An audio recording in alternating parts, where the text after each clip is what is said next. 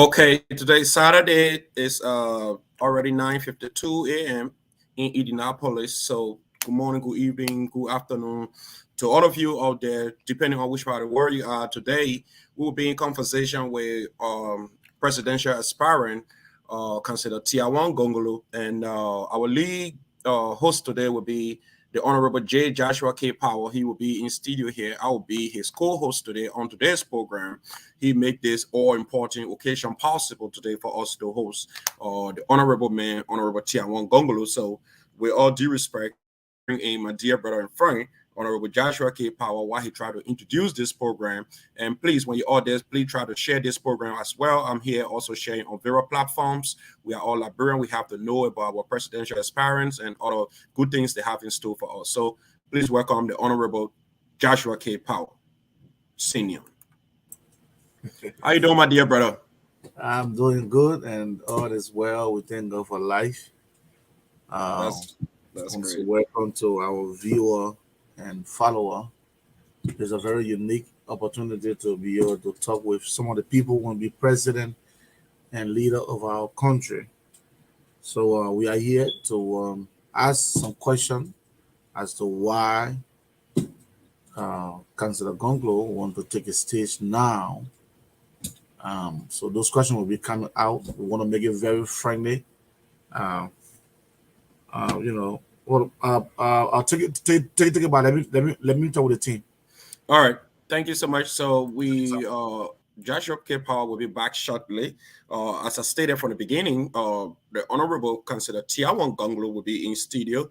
And you all know Tiawan Gongloe is the man who was saying at the Capitol building, symbolically sweeping corruption out of the Capitol building. He's somebody who stands for principle. He's somebody who believes in integrity. He's a man of good character. And based upon that, he says that his character has qualified him to become the next president of Liberia come 2023. So today we will be here hearing from him. So it's up to you out there to also ask the necessary questions, because remember, who become president of Liberia also become your president regardless which part of the world you live in, because you are all Liberian. So today we have the Honorable Tiawan Gongloe this morning speaking to us, and there are so many questions we have to ask him, but we are also depending on you to follow up to also ask the basic questions too that will also make the conversation better. Because listen, Tiawan Gongloe, we all heard about him.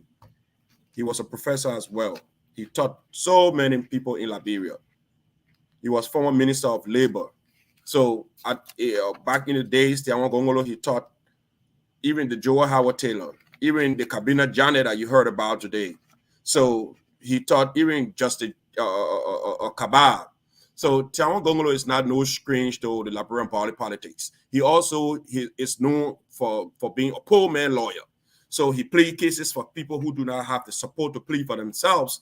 So you all know about the man called Tiawan Gongloe. So today I'm calling on everybody, whether you're a Liberian, whether you're foreign or living outside, because he have other people outside that give him support and other things. So log on today and see and ask Honorable Tiawan Gongloe the basic questions as to why he want to become president of Liberia, and what are those things we should look up to when he become president of Liberia. So this time around, the world have changed. We are making our own president now instead of people imposing president on us. So we will hear from our dear brother Joshua K. Power. He will also just drop into some of these things we are discussing right now. In the studio right now, I can see the honorable is waiting. So let's go to Joshua K. Power. He give us some basic introduction about this all important program. Then we'll come back to the honorable man. All right, folks, let me say welcome again to the platform. My name is J. Joshua K. Power, the CEO of the Conversation with Power. We discuss issue unfolding in Liberia. We discuss issue that is relevant to Liberia, because somebody said Liberia is the only place we have in common, and as such, we have to discuss when these things are unfolding. Councillor Tiawan Gongloe is a household name in Liberia. He's known, he's not a stranger when it comes to the body politics of Liberia. He's not strange when it comes to the runnings of the events of Liberia. Councillor Gongloe is interested in becoming president of the Republic of Liberia, and I think this is an opportunity for you as a Liberian to be able to ask Councillor Gongloe why you want to be president. But I'm asking all of our viewer and follower to be respectful of of our guests. You can have your political party. You can have whatever you want to have, But if you're coming on this show for the purpose of watching this show, we want to be respectful of our guests, ask the questions that are relevant, and let us have a very friendly, conversation. On that note, the time is 3 minutes to 10. Canada Gongloe will be in with us in the next 3 minutes. You want to have him to settle down everything, and we'll be bringing on the stream. We'll play some music while we'll get the counselor settled down.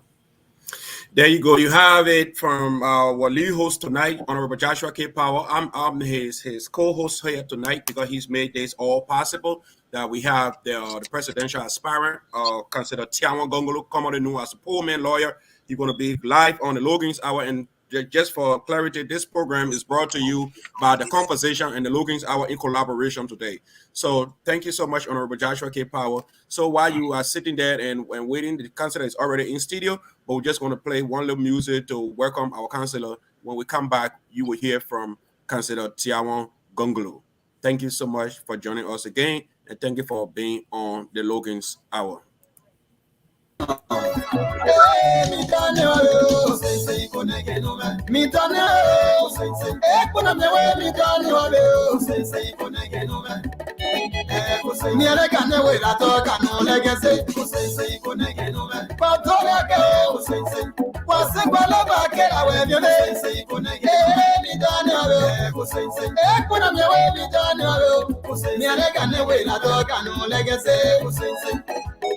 Councillor Tiawan is here to reflect our mind on Liberia. Liberia is 174 years old, but remains backward and underdeveloped in absolute terms and also in comparison to other African countries that are in fact much younger.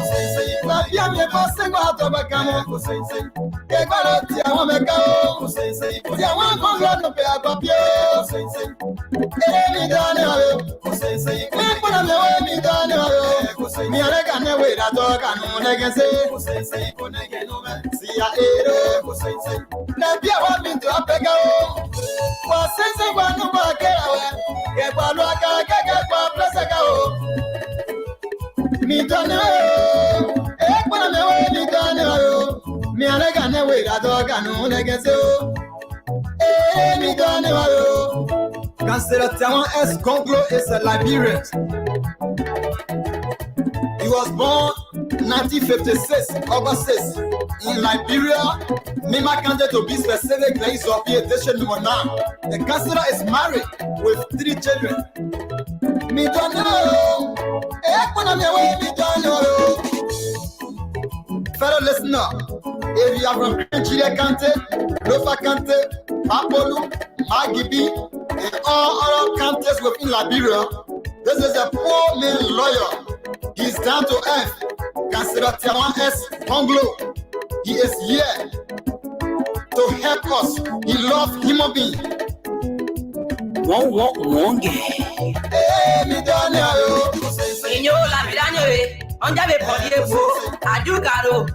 Demo Councillor S. Tiawan Gongloe, Alamoge blessing you, Obrobi, Kadaro give a bochenge, to Yaro on in you blow, to Yaro in you practice so.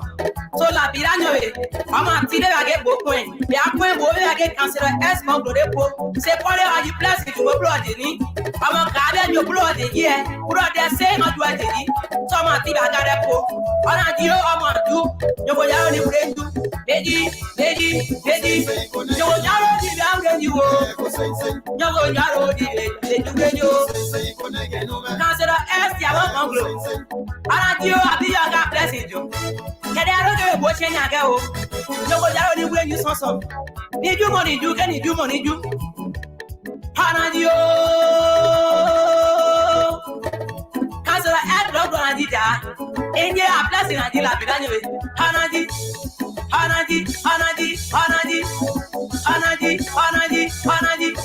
A blessing for that Janio.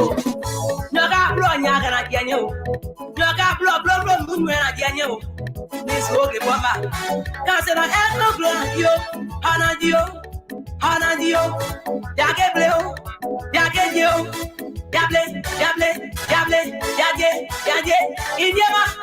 I'm on the back of one. Councilor Tiawan S. Gongloe. Ah, bien. Nous créons un plan d'oublier. Attendu. Nous ne sais pas. Avion, nous ne sais pas. Ah, nous ne sais pas. Avion, nous ne sais pas. Nous ne sais pas. Avion, nous ne sais pas. Tiawan na yo. Tiawan Gongloe na yo. La bien yo me Tiawan na yo.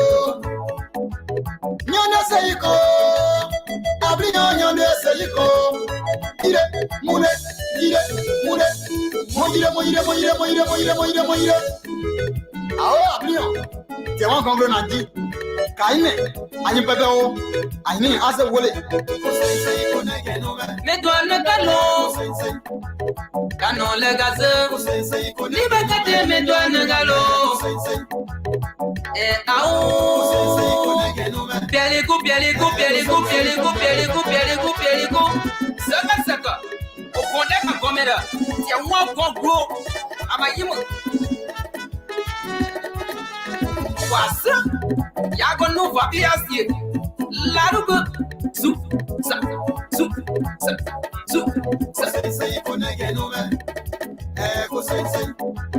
Me doane galo.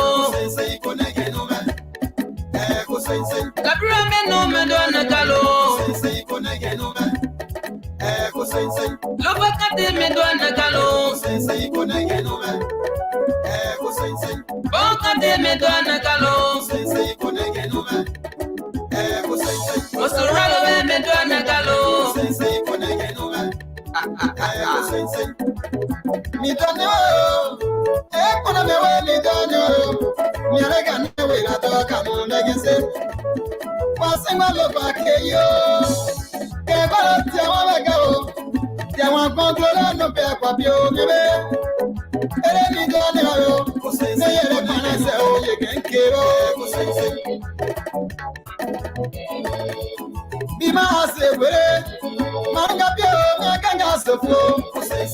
Kanu ba Tiawan me ga o. Mi donne o. Mi alega ne we la to kanu negese. Mi donne o. Mi donne o.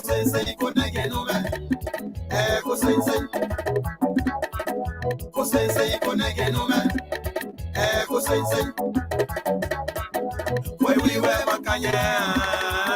Why we wear Madene? Why we wear Makanya? Why we wear? Why we Makanya? Why papele? Dini choma be why wuli? Oni go tine do kanye nani aila wuli diale lo. Ah, mo boy ma wuli. Wa be akadenya we amana do diale ya no nani mala dan diale lo. Dini choma be why wuli go makale alele donya. Oni go tine do kanye. Dini ngaya wuli we. Mafo kanye we. Makanya. Why we wear Madene? Why we wear Makanya? Why we wear? Kukele kulomelie, kukele, ngai. Kukele kulomelie, kukele. Seme majawobe.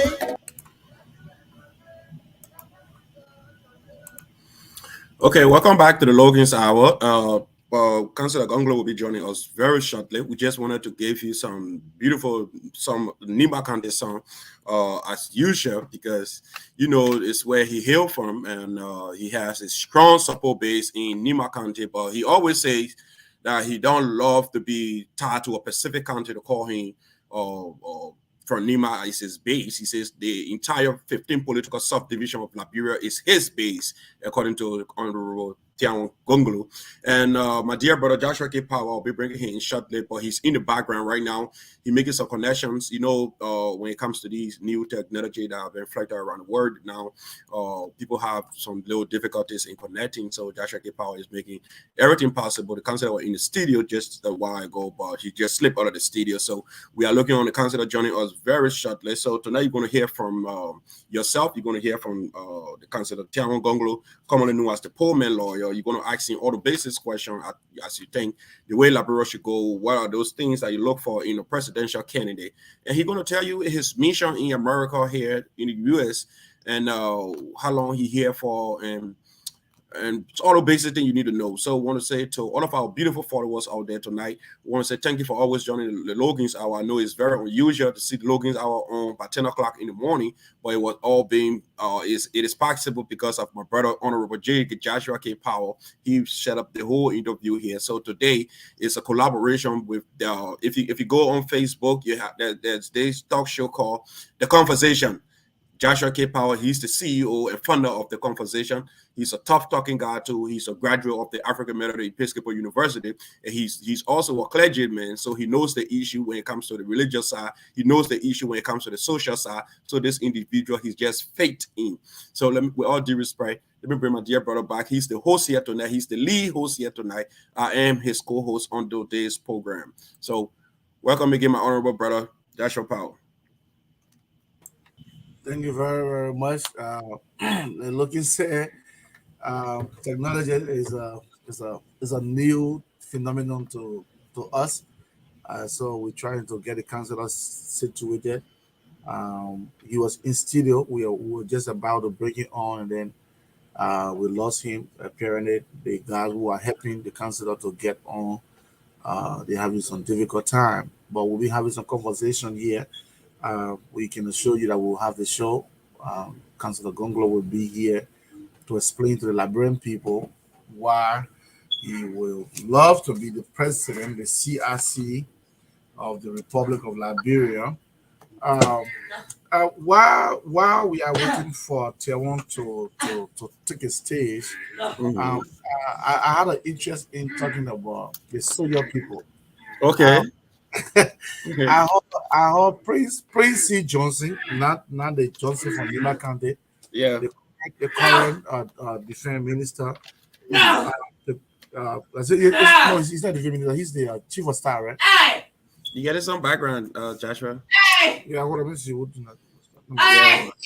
Okay, just mute yourself for a little while.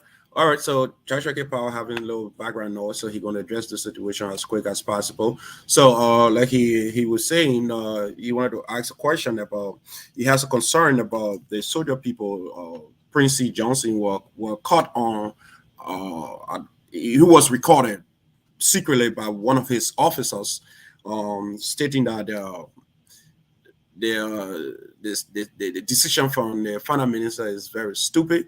And he said that openly, and that's his word. And he repeated himself twice. So that's how my brother Joshua K. Powell is coming from. Mr. Powell will join us shortly. But as I said, we will be in conversation with Councillor Tiawan Gongloe. Honorable Tiawan Gongloe, 1982, he was a teacher. 1982. Let me say 1982, he was a teacher. Those of you who heard from Mr. Gongloe, he's not just somebody who just jumped into these things. He's somebody who been into the thing for a little while now. He's somebody who we all know, Liberia, some of the people that are really used to look up to in that country was Honorable Tiawan Gongloe, the late Theophilo, considered Theophilo Gu, and the rest of the other folks. Like I said, in 1982, Tiawan Gongloe started teaching. He taught VP Taylor, who is the current president. He taught Justice Kabah. He taught Kabina Jane. So this man been around for some time now. He worked on the Ellen Johnson Sirleaf government, and he saw things wasn't going the right way. He resigned from under Ellen Johnson Sirleaf government. He wrote huge dossiers of documents and stating his reasons of resignation, talk about corruption, cronyism, nepotism, and he gave all his reasons why he resigned. So he's a man of character. Like he said, he like a statue, sun come, rain come, he stayed the same. So we will hear from the man of character tonight. We will hear from the man who has an impeccable character. His integrity is strong like a rock. He never waver. He said his words, his action, and his deeds are one. That's why people respect him. The other day, he was seen at the Capitol building, symbolically sweeping the Capitol building, telling people that he would sweep corruption out of Liberia. he will put an end to impunity when it comes to corruption in Liberia. So we will wait to hear for himself, because he will better explain to us how he intends to do those things. And in one of his interviews, he talks about how of every 100 bag of rice that is in Liberia, according to FAO release, that at least 20 bags is produced in Liberia. So it means the rest of the 80 bags is produced outside Liberia. So when it comes to agriculture, he will tell us more about how he intends to boost agriculture. He will tell us again how he intends to improve the lives of young people, the vulnerable population. So all of your questions you have out there, we ask you too. Send your question in. This too shouldn't be just Philip and Joshua Powell asking the honorable man questions. We need you to ask a question. We need you to put your question out there, because we can't just sit in the U.S. tomorrow when whoever person become president of Liberia, people have made their decision that will criticize everything. We also have to be part of this process. We also have to contribute and participate in who become the next president of Liberia. We also, our voice matter. That's why we stand up here, because if we have a president who make the country is enabling for every investors to go back and invest, our younger brother, our older pop, and our sisters, they will have work to go to. You think people calling you asking you for $10, $15 same wave, and you think that's where the way people dignity. No man want to be begging his friend man for anything. So if we can have a president who will be selfless, who is very innovative enough, that will create the avenue for young people to get jobs, then trust me, we will have some rest up here as well. So I will turn back to my brother Joshua K. Powell, and he will pick up from what I stopped. So what happened was the councilor in the back, and he said he couldn't hear us, so he thought he had a problem. I just told him that we don't want kept him mute because it wasn't time for him to talk. Oh, okay. Yeah. Sorry, councilor. Sorry. so he just watch out for him. He will soon be back. Okay. Well, while we are waiting for councilor to come, I'll just teasing you on the chief of staff statement. Yes. And then 2 days after, I read something in the paper from Philip Brown, Hard Pepper, that the ERU is trying to go on strike or have a protest. And wow. I really wanted to talk on that stuff. I wanted to topic or name it. Do not play with Soya Man money. Soya Man not friend. Oh yeah. Because you listen to Prince Johnson, he was very, very serious. He said the minister's position was stupid. It was naive. Soya Man don't joke. You want to have a good government. You want to have a good system. Do not play with Soya Man money. When I saw that, I was very, very worried. You just saw what happened in Guinea. The guy who took on the president, and the president brought him to Guinea, matter of fact, from France. So you start to play with Soya Man money. It's a very big bad sound for any government. So Prince was very, very straight about it. Say what I want to say to the finance minister. I just hope that we'll be able to sort it out. It is not healthy for this young democracy. And I'm hoping too that they're able to solve that problem as quick as possible. Yeah, I'm hoping to. So we will hear from the councilor shortly. He will be back in studio. Well, we just thought to just play some of the old clips that people he's been known for, like during the TRC, the Truth and Reconciliation Commission. He's a tough talking councilor. So let's just hear one of this tape during the Truth and Reconciliation. On April 6th, I told my wife, I'm going to hiding. I won't tell you where I'll hide because at one point you will show where I am, or someone will cajole you to show where I am. I went to a friend's house that I've not visited for all the time that I lived in Gay Town. Pure Freeman. I think a day after the April 6th started, my brother and my sister's boyfriend, who was with MPFL then, came with a bunch of friends from MPFL looking for me in a vehicle provided by Cllr. They had gone to Cllr and told Cllr they wanted to save Councillor Gongloe before someone mistakenly kills him. And Cllr had agreed and generously provided a vehicle that brought them to Gay Town. They came to my wife, and my wife saying, my brother-in-law and saying, well, that's his sister's boyfriend. Fair to show her. Said, but I don't know where he is. She thought I would be at my friend's place and let him there. When he came, my friend, I think, was just gone. He just saw him and said, Madam, where is Councillor Gongloe? And she said, oh, I thought he was here. He said, well, I think I have to put on my clothes and go look for Councillor Gongloe. I was in the room hearing him. Some came, I think Abel Masale was with a group who were now senator, and then they drank water and all of that, they left. So when he escorted them and came back, I said, where did you get that idea from to put these people on the defense? Because had you waited for them to ask you, they probably would not have believed you. But you saved my life by that spontaneous question. Because maybe Taylor would not have killed me. But at Taylor's house with Joe Tate in charge, I don't know what will happen to me. But for what happened later on, I can say that maybe Taylor would not have killed me. Anyway, my wife then went to call Ambassador Irua, went to Ambassador Irua's secretary. Ambassador Irua was the Nigerian ambassador and a very good friend.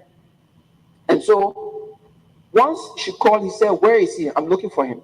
Send a vehicle, a DC Jeep, DC plated Jeep with some ECMO students inside. Came to my wife where she was, and my wife, very thoughtful, and that was saved my life, came with that Jeep straight to my friend's house. She still felt as a wife that I was there.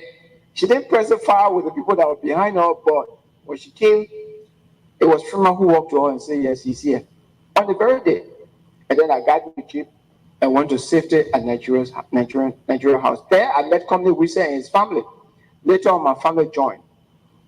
On one day, which I think was the day I came closest to death,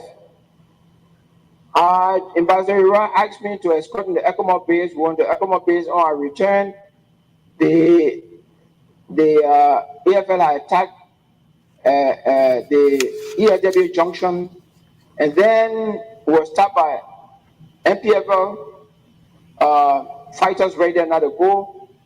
I was between Mrs. Medina Wise, Chris, one of the aides of the ambassador, and the ambassador himself sitting on the side. Ambassador gave me a face cap. I was sitting in the middle.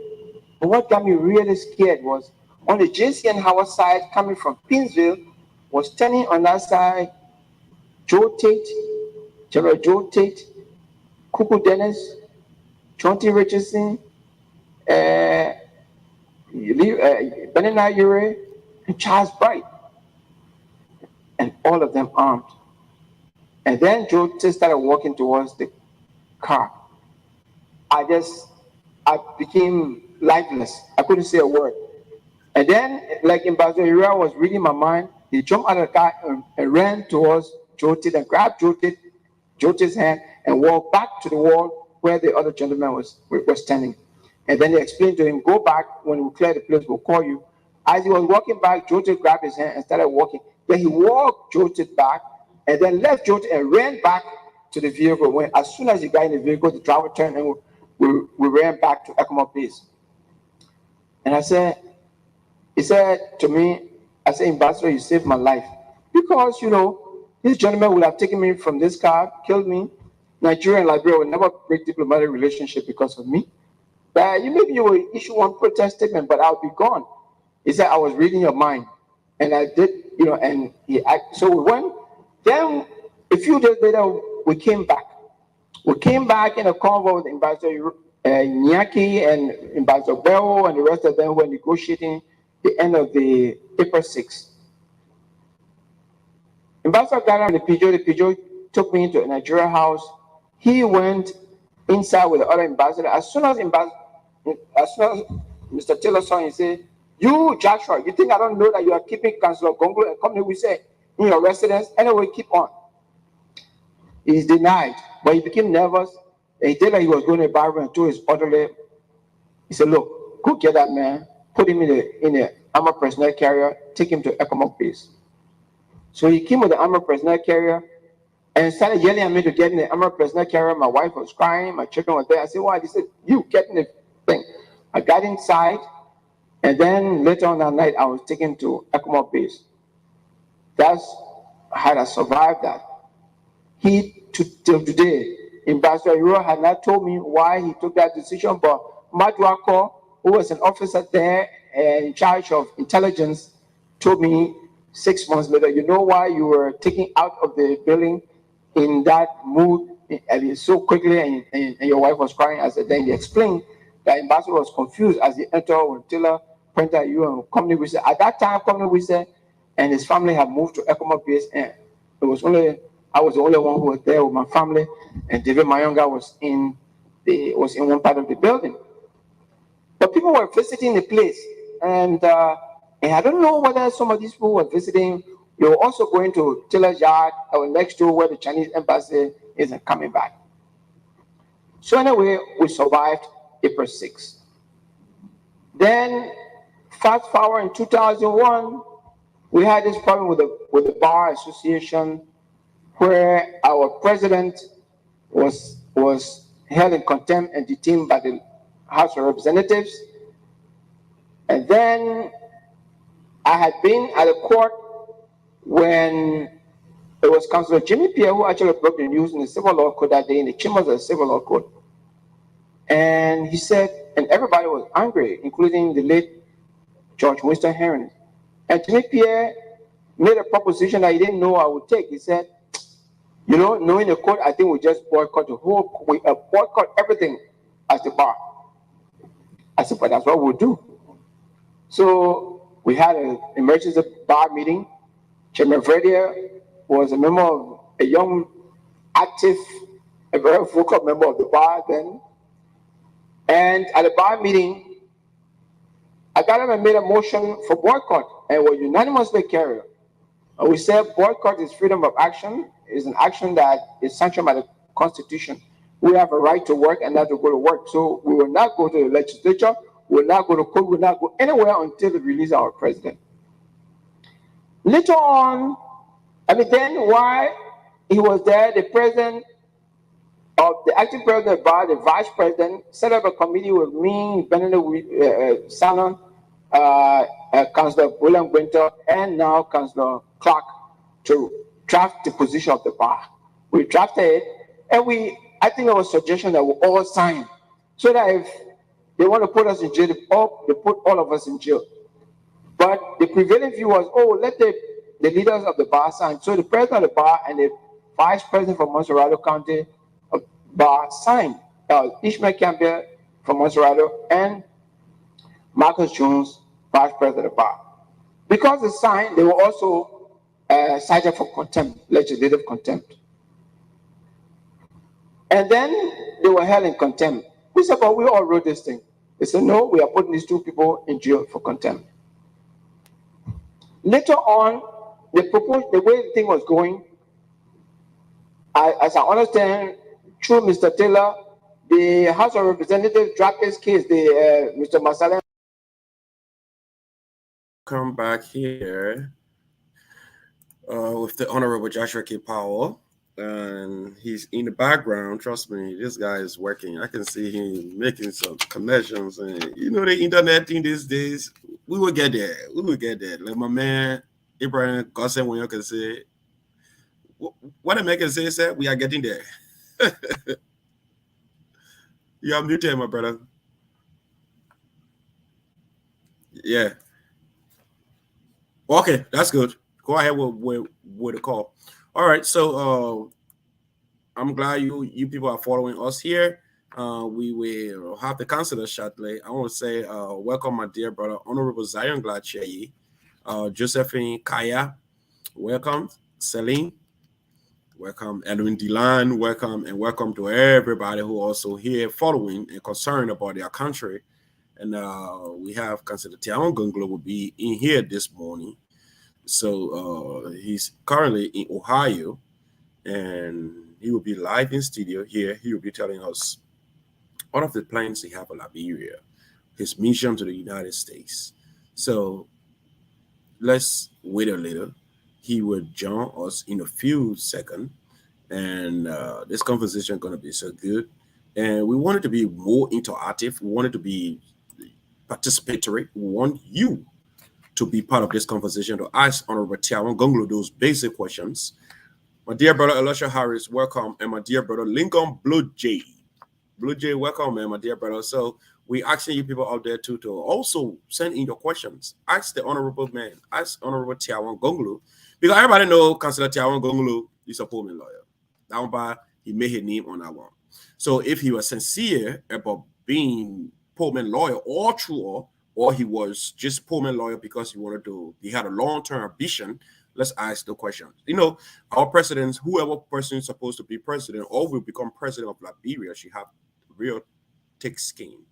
So that's why we want to quiz all of our political leaders. We are hoping in the future we'll have Alexander Cummings, we have the Jose Yumabuaka.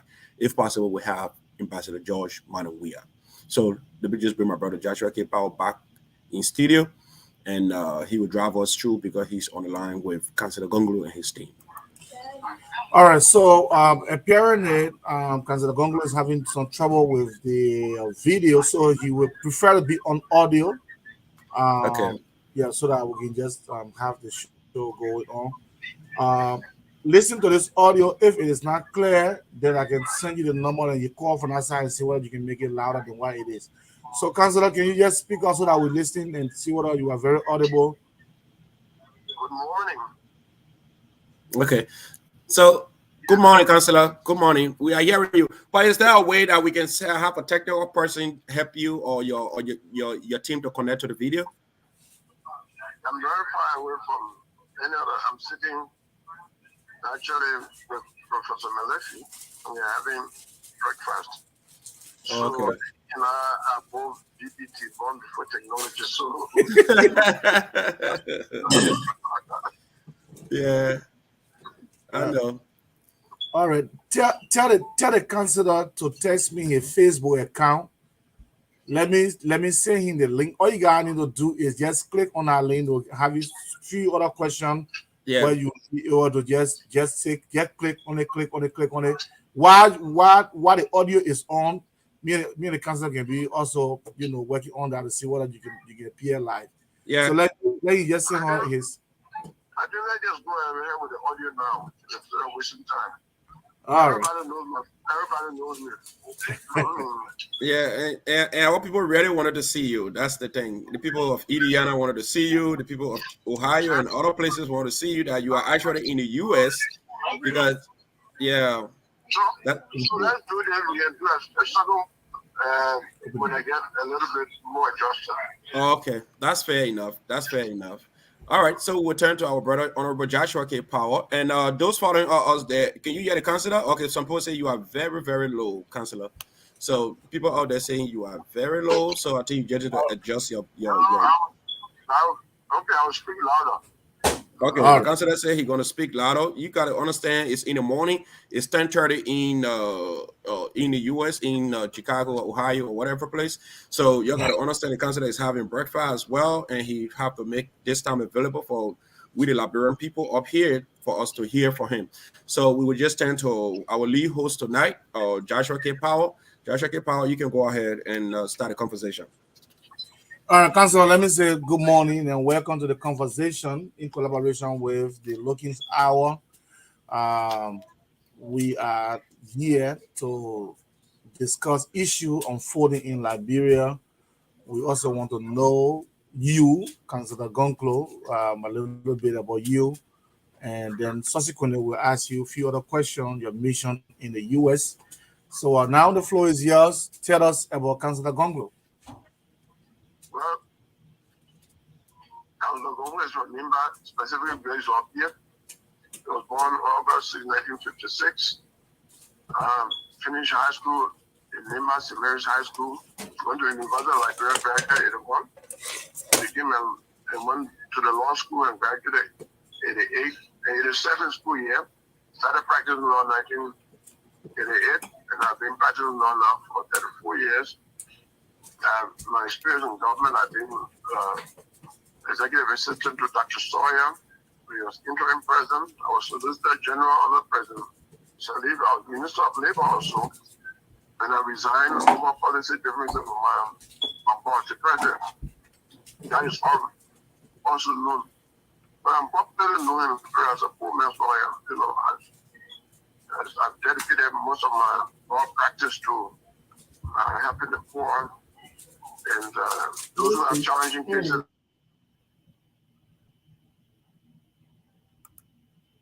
Nigeria, political activists. We have had a situation in Liberia of massive human rights abuse, for so many years. And as someone who has been dealing those cases, I strongly believe Liberia should be where life or human dignity should be more pushed. We have got Liberia later with the outcomes. We have had a history of human Joshua, rights. you want me to call the counselor? Yeah, coin. All right. So, counselor, can you hear me? I can hear you clearly. All right. So, counselor, I think from the other studio, Joshua Power system is giving you a little problem. So, I'm about to call you right away. Then for our viewers and followers to just hear you clearly. So I should call it before, then you will call me, right? Yes, I'm calling you right now. I'm about to send your number to him. Thank you, counselor. I'm about to do that. All right, Joshua. Thank you. Yeah. Send the counselor number. All right, so folks following us, we want to say thanks for following us, and also we appreciate your patience. You know how these things work. The counselor said they are BBC, born before computer. So we have to understand that too, because you remember, like I stated here from the introduction, the counselor been around for some time. He taught great people way back in 1982. By that time, when I really thinking about this computer thing. So now let's hear from our counselor while he's in the US. So just a second, let me put counselor on right now. Okay.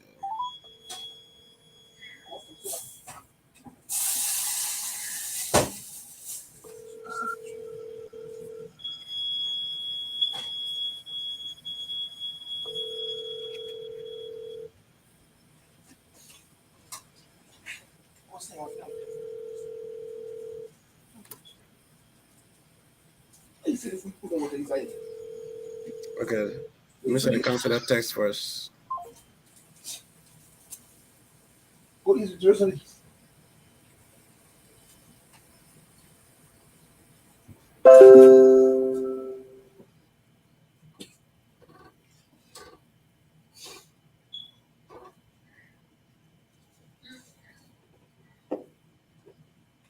Okay. Let me call the counselor back. Thanks, people following us out there.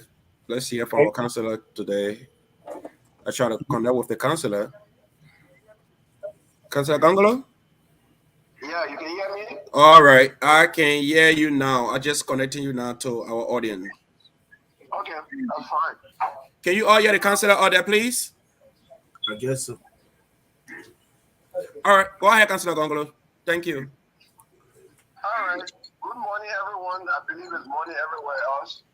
My name is Tiawan Gongloe. I'm from Gongloe. I was born 1956, August 6. I graduated from St. Mary's High School in 1976. I graduated from University of Liberia with a degree in economics in 1981.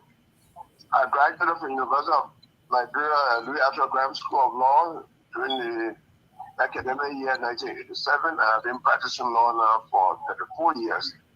In terms of public service, I've been executive assistant to the president of Liberia, President Amos Sawyer, 4 years. I served as a Solicitor General under President Salib for nearly 4 years. I was in labor for 1.5 years. And I resigned from President Salib's government over policy differences with her. And then I've been practicing law most of my life. I'm called poor man lawyer in Liberia because I'm a human rights lawyer. I defend the rights of the poor. I've been defending journalists mainly and political activists, human rights activists. For my work, I fell in trouble with President Cllr in 2002. Many people know I was ordered detained by President Cllr and severely tortured that overnight. So I spent 7 days in the hospital and later I ended up in exile in America for 3 years. I went back to Liberia after Cllr left power. I've been president of the Bar Association. I was president for 3 years. One is our chairman of the Global Fund for 3 years. I've done so many different things in my life, and I also write and speak a lot about Liberia governance and human rights issues. I am running for the office of the president. I hope there was a different name, but I really want to be a project manager to fix Liberia up. Liberia is a broken up country and is experiencing state failure in it, even during the period of peace. Every aspect of Liberia is falling apart. And I usually say to people like Grace in RCU, the real overall presidency that is associated with former pageantry, I believe will come during our grandchildren's time, 20, 30 years from now. Anybody who wants to occupy that office should see himself or herself as a project manager to really fix up Liberia, redirect the course of Liberia. That's what I'm trying to do. And that's why I have the symbol room, which is a symbol of the Liberian People's Party. We have to strip corruption out of government. We have to insist on maintaining the rule of law. The police has to work professionally without discrimination, without preference to anyone. And the court has to be independent. And we have to combat corruption. Without combating corruption, we never have the money to build our roads, to strengthen our school system, health system, and to do all the things we need to do for the protection and welfare of all Liberian citizens. I think I've said a lot.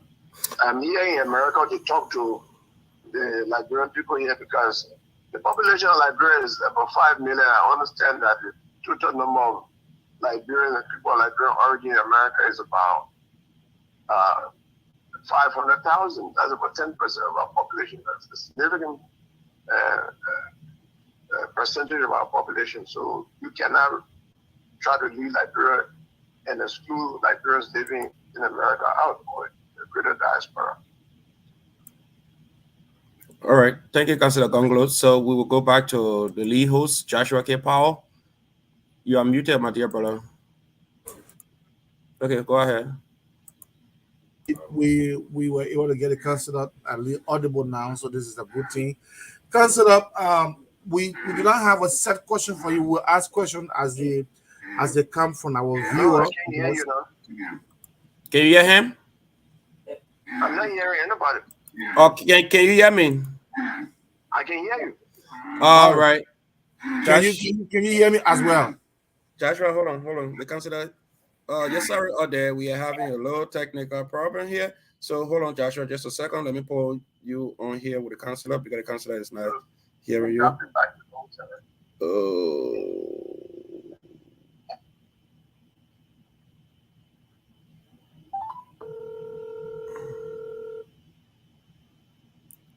Okay. Go ahead, Joshua. So the councilor hearing you now. You meet yourself. Meet yourself. Okay, go ahead. All right. So, Councilor, I was just saying that we do not have a plain question for you. We'll ask you question as per our audience comments and posts. But quickly, I wanted to ask you this question. I see you with Broom, and your explanation is sweeping corruption out of Liberia. A few years ago, we saw Lehman Bowie with Broom making some indication of imposition and position and all that. Are we seeing, or will we see a Lehman Bowie and Councilor Gongloe ticket, or the Broom is just a coincidence? Everything lies within the logical range of possibilities. So I don't exclude anything. Lima is a very good friend of mine. In fact, I had an opportunity to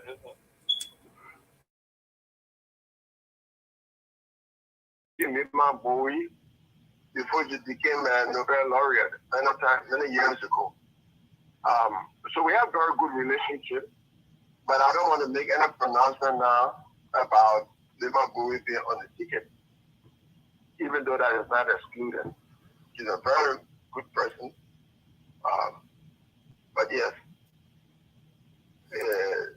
I'm not making that statement right now. All right. Thank you so much, Councillor. That's a fair one. Councillor, let me just comment. My name is Philip Logan, and I run this program called the Logan's Hour on Facebook and on YouTube as well. I'm in the process of having a radio station in Liberia, specifically in Magibi County, that will broadcast from Magibi County, Mosso Router, and other parts of Magibi County as well. So just this basic question about you, just to add to what my dear brother Joshua Powell asked just now. A few weeks ago, we saw you capture the Capitol building, symbolically having a broom sweeping corruption out of the Capitol building, and you said you were to reach it up to the executive mansion as well to sweep corruption. This whole entire symbolic thing that you're doing at the Capitol building, are you sincere about sweeping corruption out of Liberia? Very sincere. And my track record is evidence of that. I've served in government and I've been fighting corruption. I've gone nowhere near corruption. So I want you to believe that this symbolic sweep of corruption will become a reality when I become president, because without fighting corruption, our country can go nowhere. You know, public office is not for public stealing, it's for public service. It just has to be that way. And it has not been that way. As you see, our current president, in less than 1 year, he built 47 condominiums opposite the Baptist Seminary. I refer to him more as a real estate manager than managing a country. That's not a good example. If the president does not steal, it will be difficult for the ministers to steal. And the ministers don't steal, it will be difficult for the deputies and civil servants to steal. It has to stop at the top. You know? And so I'm sincere, because nobody wants to be a leader of Liberia who will not fight corruption. You know, currently, our country is on paper a democracy, but de facto it is a monarchy. That's how people have been taking it. People in power, like the monarchs and the people who lead, the dukes and duchesses, princes and princesses, they enjoy royal status, and the rest of us are treated like subjects in a monarchy. We have to turn it around. And the way to do it is to battle corruption, so that each citizen feels a sense of entitlement, you know, to what the country provides as natural resources. Shouldn't be meant for peace. All right. Thank you so much for that answer, Councillor. So I will turn back to my dear brother Joshua Powell. He will ask you the next question. Go ahead, my brother Joshua Powell. Yeah, I think you need to call me, link me the council again. Go ahead. Yeah, both of you are on the same line. Okay. All right. So, Councillor, I'm not hearing Joshua. Call me again. Joshua, you went off? Yeah, I turned it off. Guys are having real difficulties today. Yeah, that's why we wanted to bring you on live, but surprisingly, you couldn't just connect to the system. That's the problem, because we wanted to actually just bring you live for everybody to see you. Joshua, I'm calling you. Okay, I merged the call. You're gonna have a load. Go ahead. Me yourself. All right. Go ahead, man. All right, Councillor. This is Joshua, and we want to say thank you for taking our call and taking your time to talk to your Liberian people. In few years, maybe 3 or 4 years ago, a group of Liberians politicians decided to come together, fund themselves, they name themselves CPP, with the hope that they will stick together to unseat the current government for whatever the term they may call it, corruption, or not experienced and not able to lead Liberia. And many Liberians thought that was a good move of those gentlemen. As they went by, currently some of them, they are even suing each other. Some are in court, some are not speaking to each other. Some political party, they are in disarray. A few days ago, we heard that another political leader who came to Liberia and started making some very good impact was arrested for alleged corrupt act in the U.S. With all of this unfolding, we saw Councillor Gongloe in the picture. how can Liberian people trust and rely on you with all of these disappointment that they have had with the CPP and the PLP unfolding? How can we trust you that you will not dash the hope in the dying minute? The word you use, trust must be based on track record. My whole life, from the time I was at the university, I was a student activist. I went to jail in 1978 for sticking truth to power as a sophomore student at the University of Nigeria. I have not changed. I've always been fired up about Nigeria, critical about the governance of Nigeria, and emphasizing human rights. And then I used to criticize government for corruption. I've had my chance of pulling.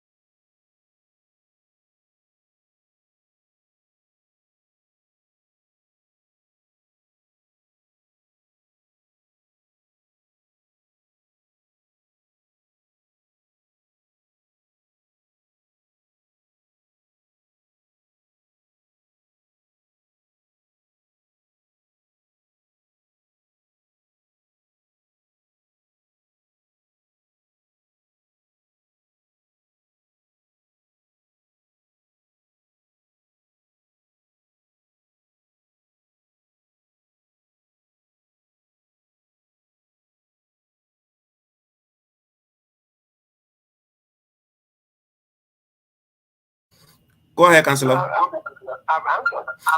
All right. So thank you so much, Councillor. Joshua, can you just lower your volume, please? All right, thank you so much, Councillor Gongloe. Thank you for joining us again. Just a message from the people of Indiana here. They would love to see you in the future, in the nearby future, if possible, before you leave the U.S. If you stop by to visit your Liberian folks in Indiana, they will really appreciate, because the Liberian Association have been reaching out since yesterday when they heard that you appear on the Logan's Hour and the conversation. They were like, oh, okay, when will the councilor also stop by to say hi to the Liberian Association in Indiana? So that's just the message from them. Yeah, that's a good idea, but because you all Liberians here are working, you are different hours. If you organize yourselves and show a particular date and time, then we'll make the effort to come and see you in group. Okay? All right. Thank you, so Councillor. I'll be willing to come to Indiana to see you. Thank you. You organize yourselves.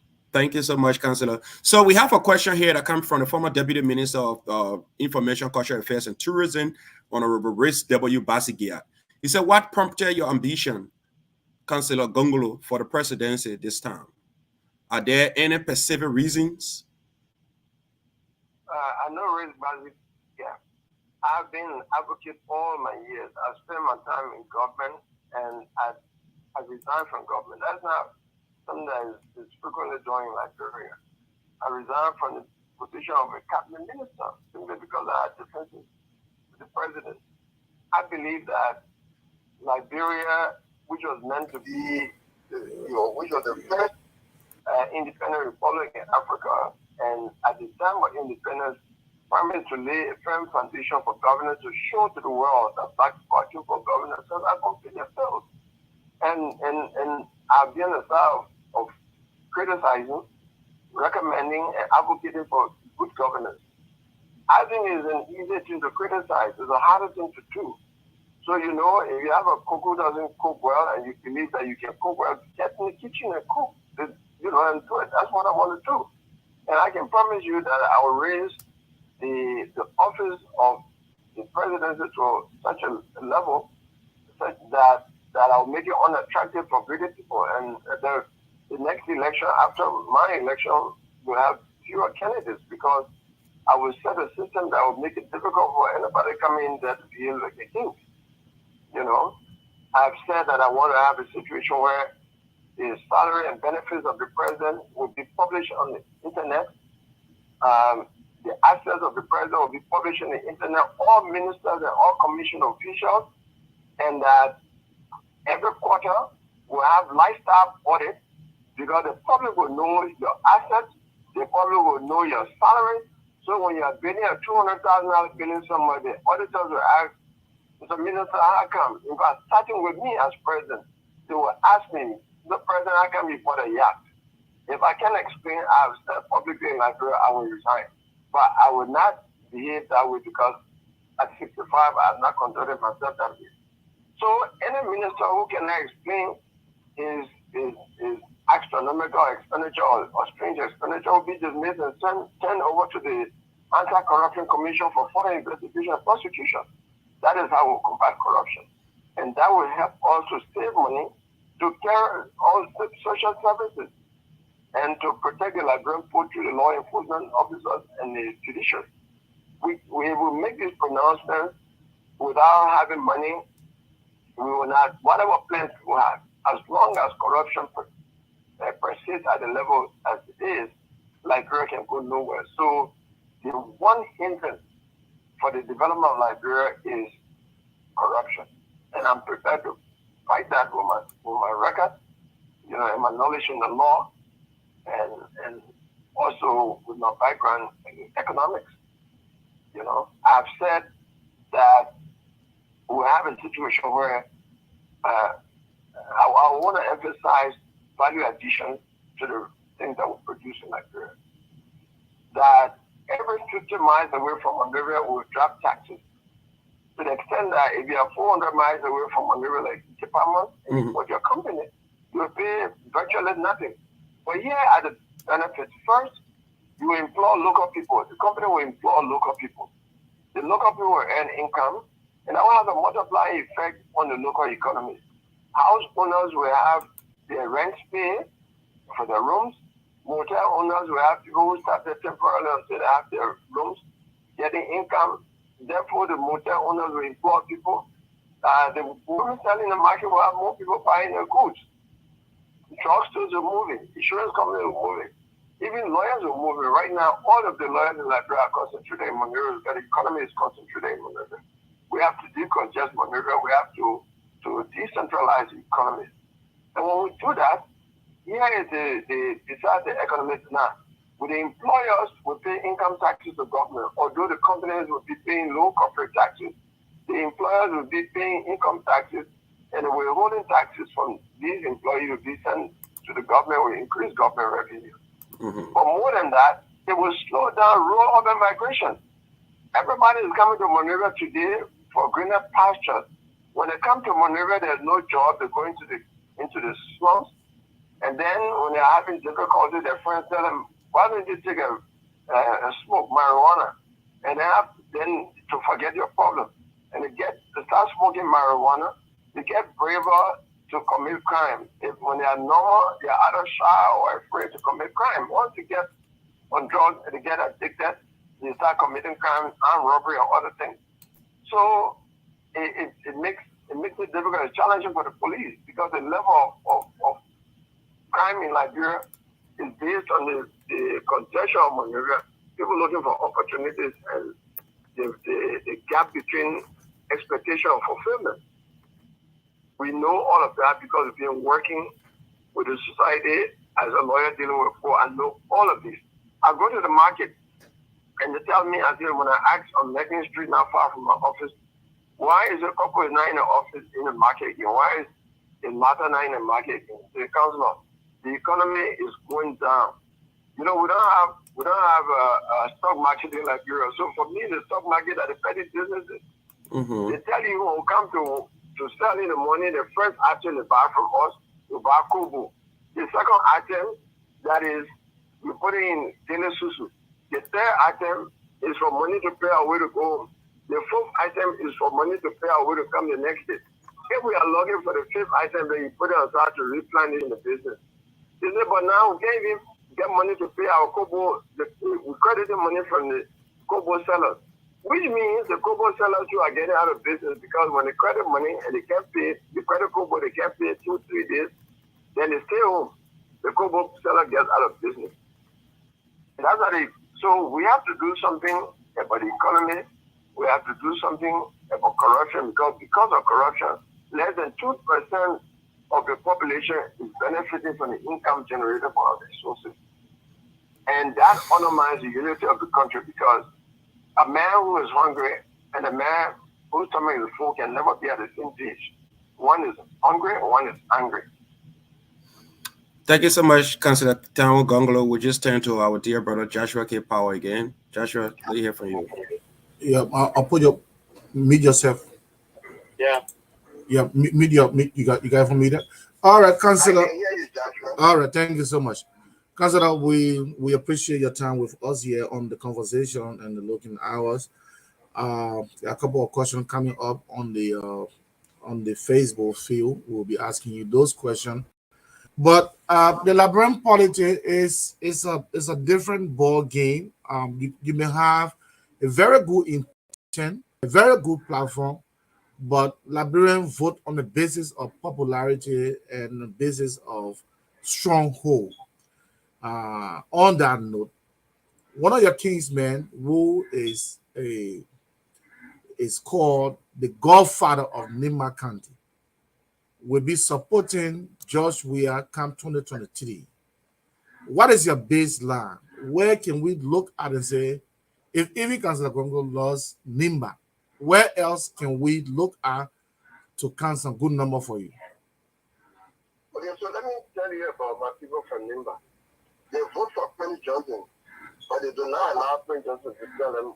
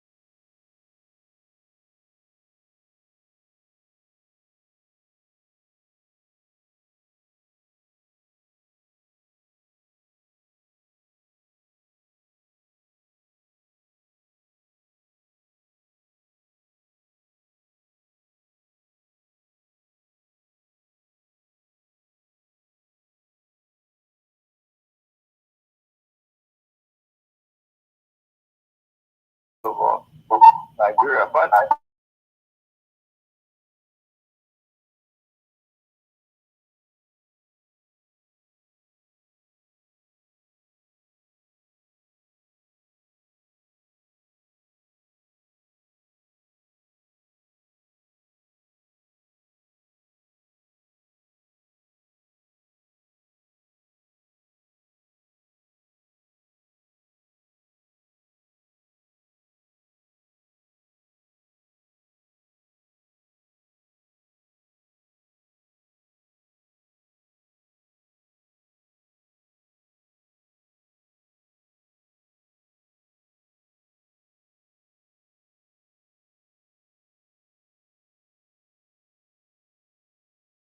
what you're now responsible for.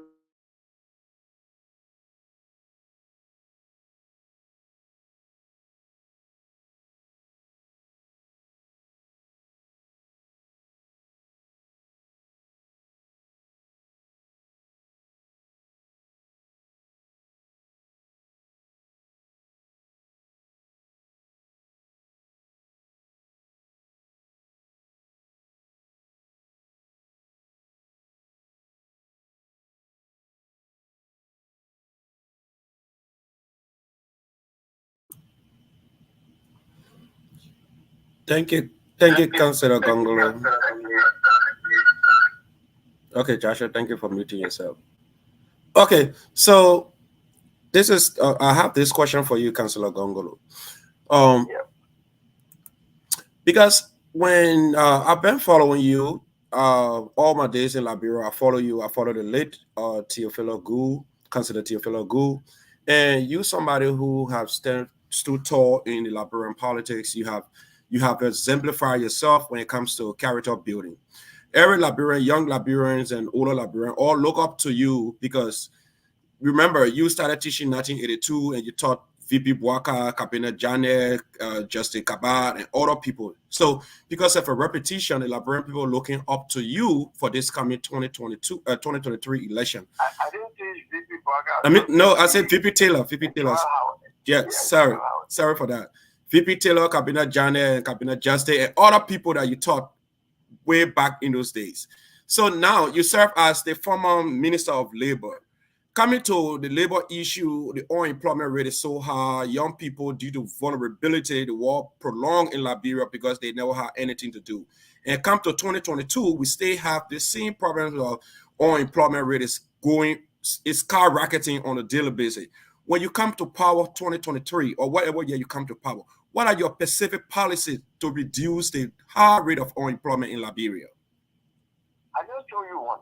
That I will deconcentrate the economy. I will expand it, not centralize it, with the policy of reducing taxes and giving incentive to companies, especially manufacturing companies, to go outside Monrovia. And the further you go away from Monrovia, the lower your taxes, and you stay in Monrovia, your taxes will be higher. And when we do that, we'll employ more young people all over the country. And when I was at Ministry of Labor, one of the things the traders, the Muslims, the Lebanese, the Indians, the Chinese, and all these people were bringing in most of their own people, employing them in the country. And so I increased the work permit fee from $400 to $1,000 immediately to cut down on bringing more of the people in the country. And that is how the young ladies you see now in the supermarkets punching keys were all employed after I issued regulation number 17. And so there are many more things I would do. I would not promote exploitation of round logs. In fact, one of the things I was doing the first few weeks I was being in office to stop the exploitation of round logs. It does not bring jobs. If you go into sawmilling and selling timber, and even giving incentive for companies that want to produce furniture to have main Liberia furniture exported out of Liberia, will increase employment and also increase our revenue base. It just takes one person with a power saw to cut the tree down, and it takes another person operating a yellow machine to take it to the and put it load it on the truck, and the driver takes it to the freeport. So we're talking about only 3 persons being employed. If you engage in processing as a national policy, you employ more people. Yeah, and the experience has shown that manufacturing involves more than production of raw materials. We're going to do just that. Thank you, Councillor. Thank you so much. So we'll turn over to Joshua Powell. All right. Before my question, can you read out a question from Charles? All right, so Councillor, we have a question here from Charles. Charles Akpo. He said, Mr. Councillor, you are a great person with integrity, principles, and corruption-free Liberian. Sir, if patriotic Liberians petition you to go second on a ticket with former Vice President Joseph N. Bwaka, will you accept such requests from Liberians voters? Based on personality. Collaboration is based on agreement on the way forward. Identifying the problems that have prevented Liberia from developing, that have created conflict in Liberia.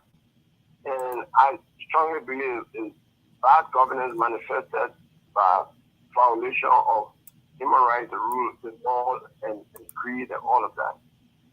And I'm giving some very hard prescriptions that many politicians will not subscribe to. The issue of openness, president's salary being known, assets being known, and president submitting himself to a periodic audit. We need that. to create a new Liberia, a better Liberia. And so I would deal with people on the basis of agreement on the way forward. Now on the issue of, coming and working for our political parties to divide jobs, we've been through that. During the war faction, during the war, whenever interim government came together, it was this war faction get the ministry and they won't get the deputy and all of that. And those governments were inherently corrupt. But the short of the long is that I'm not running as an independent candidate. I belong to a political party like the Liberian People's Party. Collaboration in the political process are between or among political parties. So I cannot decide that now. What I'm doing right now is marketing myself, telling the Liberian people who I am, what I intend to do. And so I think the issue of collaboration right now is premature because we're all trying to know the election is next year. But history has shown that it is philosophy, it's political ideas that determine the way forward. Thomas Sankara said, for example, a soldier without any ideological or political training is a potential criminal. You gotta have ideas. Even in religion, people with the same doctrine hold together more than the personalities. The personalities will drop. Yes. But the doctrine remains. So I don't think any level of collaboration, most collaborations are failing Nigeria because it's on personalities without sitting down and saying, what is wrong with Nigeria? How do we intend to deal with it? What is wrong with Nigeria? We need that critical thinking. And once you agree on solving a problem, it's easy to find who is fit to solve it. Instead of putting the cart before the horse and saying, let's deal with who is a better person to deal Nigeria without discussing what the issues are. If I was to be involved in a discussion about coming together politically, I want hard discussion, critical examination of the problem, and putting power prescription that we all agree to. And I think it will be easy to find who can do it. Thank you so much, Councillor. So I'll go back to my colleague, Joshua Powell. Councillor Gongloe, we also thank you for taking our call. I was thinking on the Liberian people listening to you. No, you just lower your volume, Joshua. You hearing yourself? Yeah. Yeah, your computer volume. That's why you go lower. Am I good? Yeah, you are good now. All right. So, Councillor, I hear you passionate about decentralization, fighting corruption. These are normal phenomena. These are normal political talks. Your former boss said corruption was the number one enemy, and I think you could have got Robert. Somebody was with GSA. He said, "Yeah, one Robert. He was a GSA boss. He said the LA government was 10 times corrupt than Judy Bryant government." John Muller. And Ellen preached corruption as number one enemy, and her government was characterized as the most corrupt government. Subsequently, you resigned from that government on policy issue. Alexander Cummings came with the same message that these normal politicians are corrupt, and so we should not join them, we should not support them. And then in time, he joined them. At the end of the day, they are now in court on different issues. Now you're preaching corruption, that you will sweep corruption out of Liberia. Again, the Liberian people, they are watching. They're looking for hope. They're looking for opportunity to make use of, and they're listening to this message. My question is: rural agriculture. Which of these two would be your first pill to create job?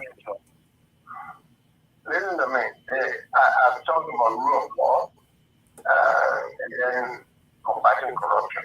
We have to to have the money before we deal with, I would not even deal with agriculture and road as my priority. Education is my priority. Education is my priority. There's no way you can move forward in a country without educating the young people. You know, education, agriculture, before road, agriculture, education, health, agriculture, before road. These are issues that affect the human development needed. We talk about movement, but let's have the mind develop. Let us have our health system develop. Let's increase our food production to be at least self-sufficient in food production, because right now, according to FAO, out of every 100 bags of rice that is eating in Liberia, only 20 bags are produced in Liberia. That means we have food insecure. All right? So, road will come later on. Road is a normal thing. You need road. But the first thing, we need to have money. We can't depend on foreign aid. Foreign aid has become no other country in the world. We need to strengthen our capacity to be more self-reliant in the things that we need. But rule of law creates a framework for social economic development. Yeah, without rule of law, there's chaos. You see the amount of unexplained deaths in Liberia. You see police stations being burned. High level of unaccountability in the conduct of people with a weak rule of law system or exceptional application of the law. You cannot have selective justice and say that you have a justice system. So these are things that have been dealing with for years.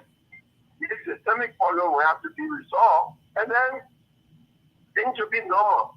We have to get Liberia to even reach up to the level of Sierra Leone, Guinea, and Africa, our different countries. Without that, we're far behind. Until you talk about the issue of corruption, the issue of having a strong law enforcement and an independent judiciary, all these other things will not work. Because like I usually say, our treasury right now is like a fishing net. When you put a fishing net in water and figure out water can be that, No. We have to work in such a way that our treasury becomes like a clear pot that is producing the interior. There's no hole. When you have money, then you can do all the other things you want to do without dealing with these systemic problems. Anybody who promises you, I will build roads all over the country, I will improve agriculture, I will have our health system, without talking about where the money will come from, we'll be lying to you. Thank you, Councillor. Thank you so much again for joining us today on the Logan's Hour and the conversation. Just have this basic question, since my colleague talked about roads and infrastructure wise, and you said something, you stress on corruption, you stress on the rule of law, and I do agree with you that the culture of impunity, we have to do away with that. And I'm 100% believe that people should be held accountable for whatever thing they would do in Liberia, or whatever corruption or anything for that matter of such. But my question to you is this, Councillor. I heard about this, Councillor, Gongloe 12-count prescription for fighting corruption in Liberia. What is this, Councillor, Gongloe 12-count prescription for fighting corruption in Liberia? The main thing out of it is what I've told you, that the president will declare his assets, and then when the president declares assets before taking oath of office, that's what I will do. Then when I take my oath of office, any minister, anybody I want to appoint as minister or a commissioner officer, I will ask you to declare your assets. I will publish your asset declaration on the internet in all the major newspapers, as I will do mine as well, for the Liberian people to have information. It is their right to know about the government functionaries. Okay. And then I will submit copies of your asset declaration to the Senate. When you appear before them for vetting, they will already have that information. If you lie on the oath, they will stop you from being confirmed. Because if you hide your assets or you overstate your assets, whichever way is corrupt, is corruption. Your understating is corruption. Your overstating is corruption. And the ones that come out, you will not be confirmed, and then I will not appoint you. When I get all my government officials appointed, the next thing I will do, I will publish the salaries and benefits of the president and everybody in government down to the janitor, the least person in the civil service on the internet and in the leading newspapers in the country, so that everybody knows. In that way, the public will monitor the process of governance. I will also issue an executive order that any minister or official of government that interferes with police operation, obstructs it, or influences it in any manner will be immediately dismissed. Because one of the reasons that undermines, one of the ways in which law enforcement is undermined, the who know you, is being endemic in Liberia. I will issue another executive order for the same thing for the judiciary. Anybody who interferes with the independence of the judiciary, who holds the commission position, will be immediately dismissed. And then, out of George Floyd case, the whole world was taught that it's important for the citizens to monitor police by videotaping police operation out there. So I'll make it mandatory and say it will be an offense for any police officer to see camera from the citizen of Liberia, so that the police are monitored. Even judges outside the courtroom, if they are doing something corrupt, they should be videotaped. We want transparency in the system. That will undermine corruption. So these are the things that we would do. All right? And when we do it, it will make government unattractive for those who are corrupt. That's what we want to do, so that everybody who wants to come into government will come to serve and not to steal. It is the stealing that makes government attractive. You live in Liberia, you know that some people go and follow and engage in ritualistic killing just to be appointed minister. You know, they go to the prayer bands and all of that. They do all kinds of things. They even bribe with money to get jobs. And one of the reasons why you find presidential candidates investing so much in the process, hundreds of thousands of dollars of buying bags or rice with them or all that, is when they get to power, they get their money back. There is no investment without returns, you know. So we are going to make government totally unattractive for those who are selfish and greedy, and attractive for those who want to serve the Liberian people and make their needs, you know. Who just want to go to government for love of country, to elevate Liberia and the Liberian people up. Okay? Thank you so much, Councilor Gongloe. And I want to say, that in everything, check my track record. Yes, President Salim made the pronouncement, and I know that 3 months in President Salim's government, nobody was stealing. Even you go to finance ministry to work on your taxes and you try to give $5 to somebody that said no. Then she changed. They started hearing from the marshal that people started hearing that, you know, it's all business as usual. And you know, president's life, the thing that is, there's no secret around the president. So when you start making deals, everybody knows. Your travel knows, your AD camp knows, your other people know, and it spreads around so quickly. Like it's a small country. I'm going to live by example. That's what I've done all my life, and it will change things. Trust me. You know, because of the life I've lived, I don't get insistent proposals. The thing is, when people know that you are straight, they don't bring all kinds of cookie ideas to you. When I was Solicitor General, I had Josh Haddad, a popular, a millionaire businessman, arrested and investigated for the iron ore that was sold in Ghana for $7 million. Money was put somewhere in the air. We suspected he had some ideas. And he was being questioned. There were all kinds of attempts. It didn't work, you know, to have me, you know, take money through third parties and all of that. It didn't work. And so, even when I increased the work permit fees, you can imagine all kinds of lobbying was done. They even had the president call me about 5 times in the marshal to suggest ways to change. And I kept convincing her that, you know, she's president for Liberia and Liberia needs job. We need to protect that. And each time I convince her. And today, regulation number 17 is still there. Ministers after me have influenced by some crooked employers, but it has not changed because the labor union of Liberia finds it extremely popular. Any minister who tries to change it will cause the workers to get in the street and demonstrate. I mean, that is what good change does. I changed that more than 10 years ago. I issued that regulation, and since I left, it's still that way. It's just the same thing I did at Justice Ministry. Until I became Solicitor General, most of the prosecutors, the county attorneys were no law school graduates. And I made sure that the government appointed lawyers to be county attorneys. Thank you, Councillor. No lawyers putting people in jail. That's violation of rights of people. They don't know the law. And since I made that change, only lawyers are county attorneys. For me, I believe in transformation. I don't believe in holding office just for the sake of office. I'm a transformative leader. I believe I did that in the bar recently, the American ambassador, the EU ambassador, everybody speak about it. And I believe that with that same attitude, I can transform the governance of Liberia. And that's all we need.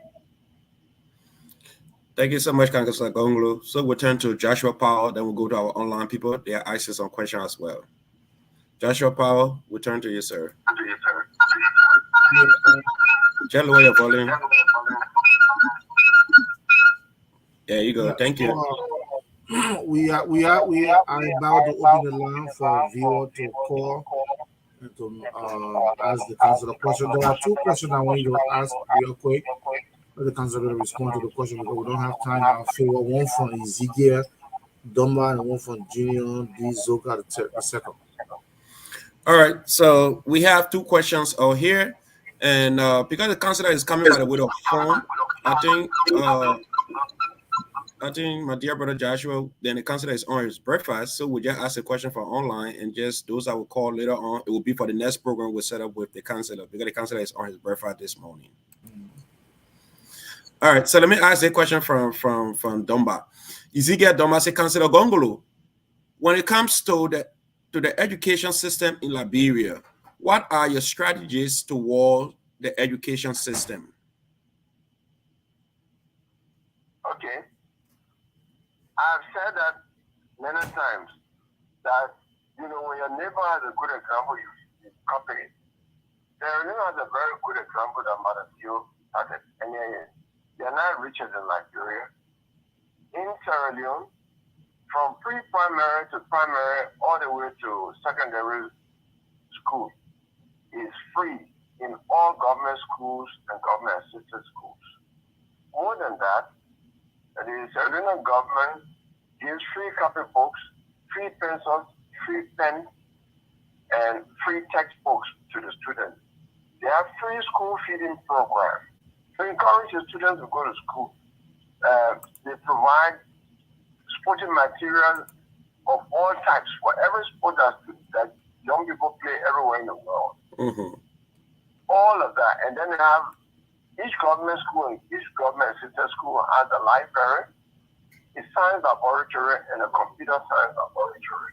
Mm-hmm. Today, a first grade student, in fact, a fifth grade student in Liberia cannot compete with the first grade student of Sierra Leone because of this.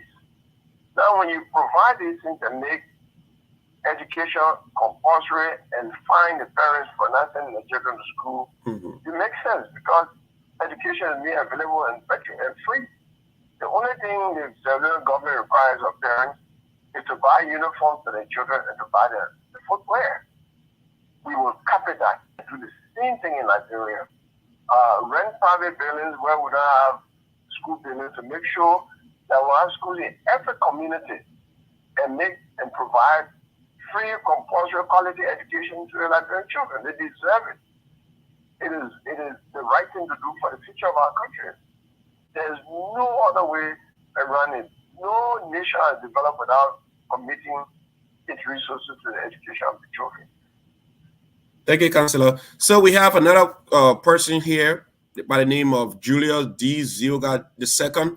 He said, Councillor Gongloe, Presently, young people are being trained, calling themselves militants, as previous government has done.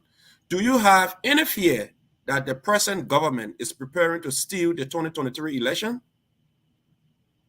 There's no doubt, but we'll make it difficult for them to steal. I mean, we know that they want to rig the election. I was lawyer at the Elections Commission before when I resigned from the President Salih's government. I was hired by the Elections Commission to be lawyer, and I handled 11 cases, and I won all of them. But so what I know about the election in Liberia is that you have, in order to avoid being cheated, you must have poll watchers at every polling station. Trusted poll watchers. That is the way to prevent it, because the ballots are counted right there at the polling station, and thank God for smartphones. You can take a picture of the thing, and you have your war room by before 1 o'clock in the morning. If all your poll watchers send the result, you can have your result and use it to contest any result that the election commission brings. Okay? Mm-hmm. So for me, the emphasis, and that's where I'm looking for you, Liberians, to assist me with some money, largely to support that kind of effort to make sure that we can have at least two poll watchers at every polling station, so they can run shifts. They are there, they have food to eat, and you find something to pay their motor bill when they go out there, so that they are there, that there are no space left. Because when you leave, the election people are government employees. They could just mark all the ballots for the party in power if you are not present. So I know that the intent, but we make it difficult by focusing on spending money where we should spend it. Action to be present everywhere to make sure that it's not cheap. That's what the people in Monrovia did for Dara Dillon when he ran for the Senate. Young students, when they can run it everywhere, became poll watchers, and they made sure that the ruling party was massively defeated in the Senate race, even though the candidate was going around and giving founders liberty to every individual that he saw. He was throwing money, boxes of new money was being thrown everywhere in the community, and he became an election time developing all the roads, both readers everywhere, laying out roads in Monrovia. When he lost, he got less than half of the votes that Dara Dillon got. So we need to put committed poll watchers everywhere, and we prevent any cheating. Thank you so much, Councillor. So we'll turn to our colleague again, Mr. Joshua K. Powell. Then ask my last question. Then we can just ask you for your parting since you are on your breakfast this morning. Thank you. Councillor, it's a pleasure being here with you on the conversation, the looking hours, to discuss issues relevant to Liberia and the Liberians. Folks, if you are just joining us, we are here with Councillor Tiawan Gongloe, a citizen of Liberia who is vying for the presidency come 2023. He is here to answer your question if you have some, and we are here to ask him on your behalf. You can send in your comments and your question, and we'll read it out for you. Councillor, I heard you talking about decentralization of the system. Question is, will we see the Ministry of Transport in Gambaza, the Ministry of Health in Nima County, and other land ministries that can give out documents that we don't need to travel all the way to Monrovia from where we was at and Google and other places? Would that be possible in your government, that we don't have to take our lesson on where Monrovia and where I'm living in the opportunity? Can we see those improvements in your government? The answer is yes. The government must meet people where they live. One of the things that I've done, even though I was not in government, I've participated in drafting several laws in government, some on UNDP contract and all of that. I have to draft the local government law of 2018 during consultancy with the Governance Commission. So I know the local government law decentralizes services to all the areas of Liberia. The thing is that the law is not being implemented. So as someone, as an expert that work on that law, I'm not going to go into the office of president and be an author of a critical book and you become president and the book. We make sure that the law, the local government law is implemented. That's the right thing to do. It takes the burden of the back of the people. They don't have to pay their money to come to Monero for every service they need, issuing license plate, issuing driver license, giving passports, everything. You gotta have a situation where people get services all over the country. That is a yes. All right. Thank you, Councillor. Joshua, get a follow-up. Go ahead, Joshua. Yeah, Councillor, let me just ask you the last question before we go back to the studio. Will we, not will we, but what is your view on electing superintendents for our 15 county as well as city mayor? We're talking about that. I think it should be done. For leaders to be accessible to the people, they must see them as their masters. And your masters are the people who give you job. When they elect you, it's good to have election ways. Our constitution says that even town chiefs should be elected. Today they are appointed. They are not elected. Town chiefs, clan chiefs, environment chiefs. So mayors and all these people should be elected. On the local government law that we work on, we talk about county assemblies. They're like a local legislative council that will approve the actions of superintendents.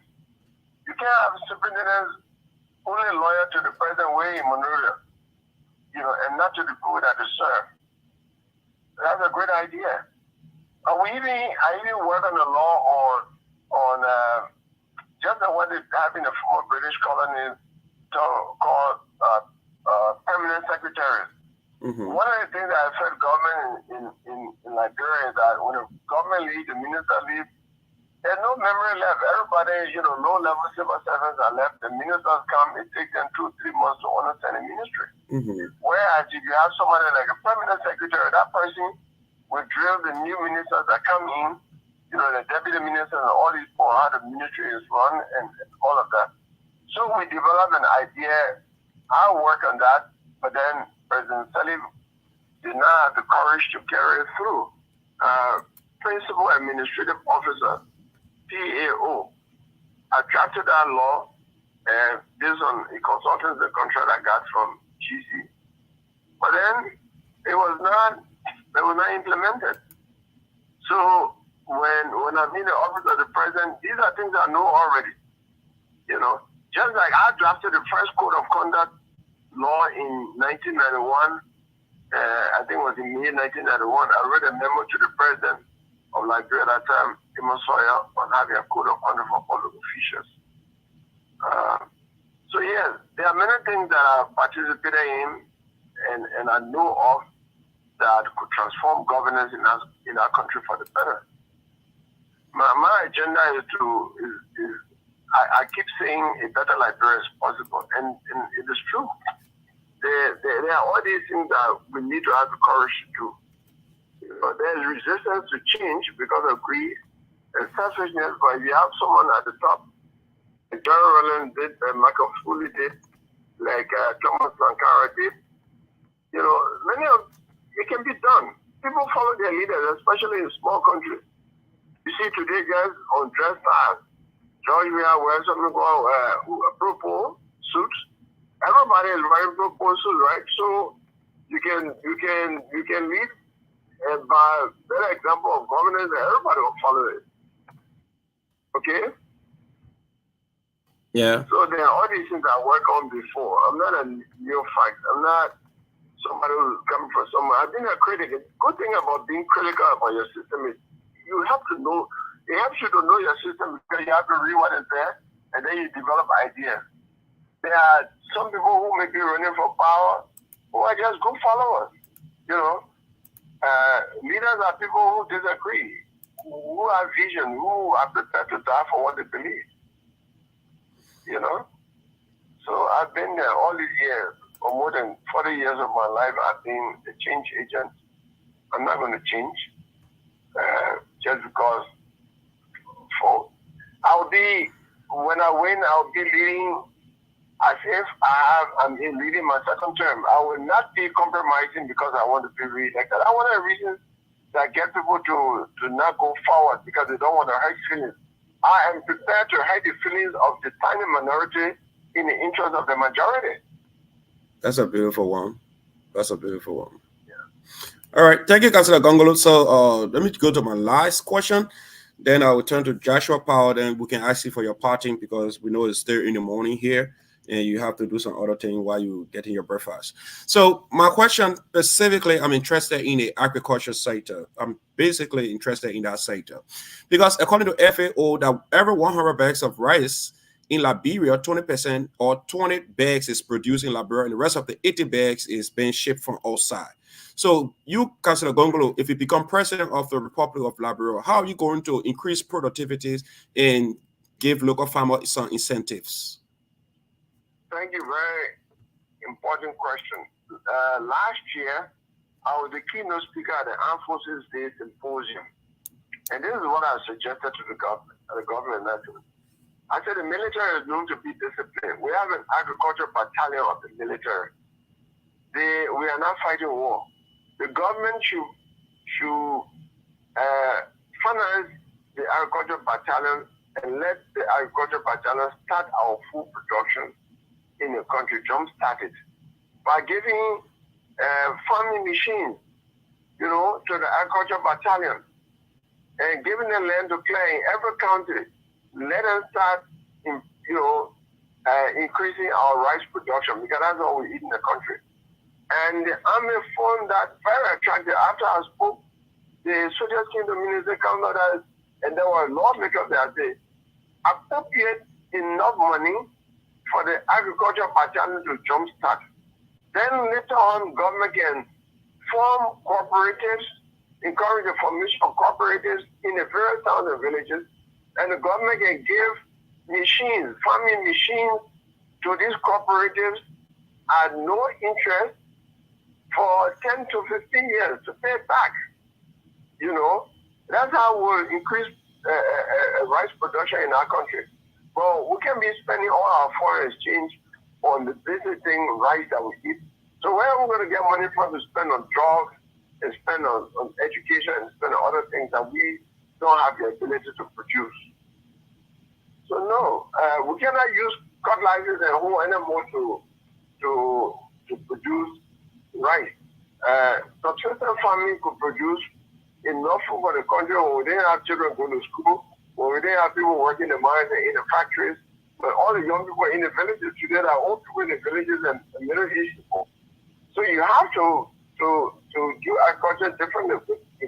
Inform people, young agriculture school graduates will be working with these machines and where 100 person can produce few bags of rice, one person will be able to produce thousands of bags of rice. That's the way to go.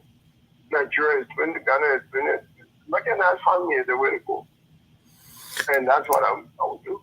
Thank you, Councilor Gongloe. Yeah, so already thought about that. Thank you so much, Councilor Gongloe. So just a little follow-up before my brother come in. This question have been chipped in, and I don't want to ignore it before we can leave. So this question is this. Don't ignore it. Yes, that's what I want to ask this question now. The person said to me that when how they call him, Professor P.L. Olumba visited Liberia, he said he visited other countries, but when he went to Liberia, he saw corruption on an industrial scale.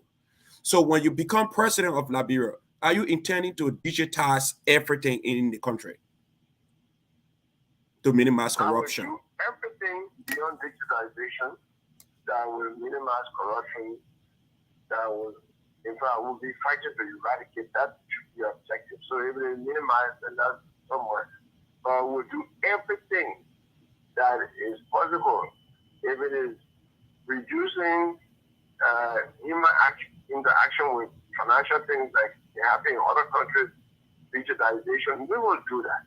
Okay. We'll do that. We'll do what works in other countries so that we can have the needed resources to protect the Thank you so much, Councillor Gongloe. So I turn to my brother Joshua Power, then we can ask you for your parting, sir.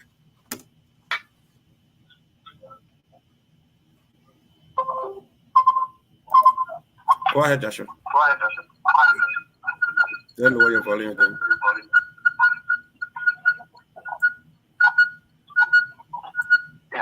All right, Councillor. Yeah.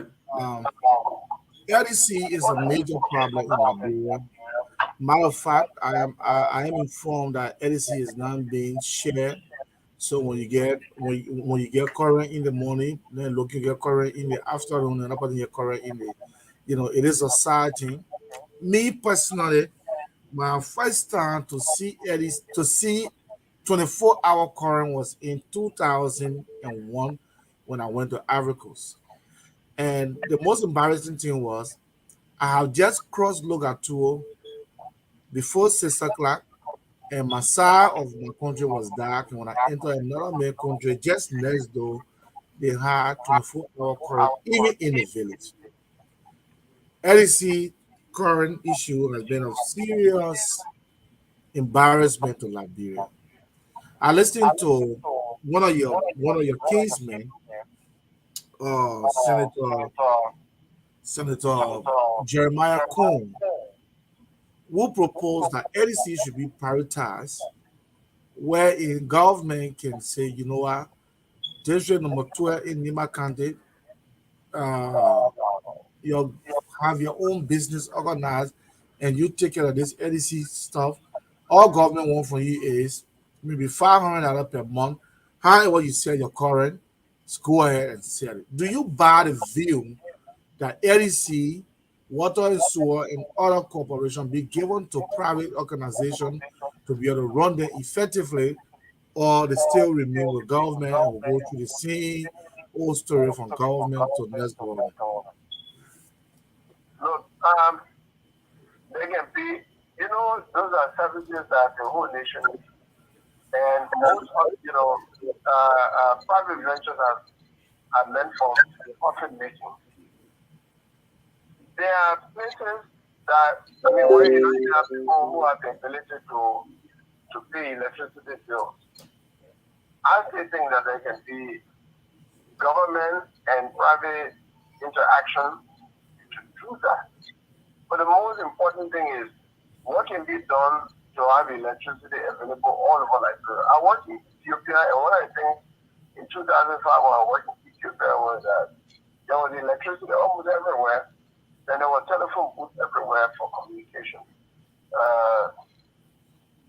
This is what I think. Liberia is one of the countries that has so many of the resources that people need, people look for providing electricity, water. We have so much water in Liberia in most countries in West Africa. So we have mini hydro everywhere. You see, Firestone, that small hydro, the point of Flamengo, has been producing electricity in Firestone for more than 50 years. We will have mini hydro everywhere and have cheap electricity. Solar power. Liberia is also a windy country. Wind, solar, and hydro are cheap sources of electricity.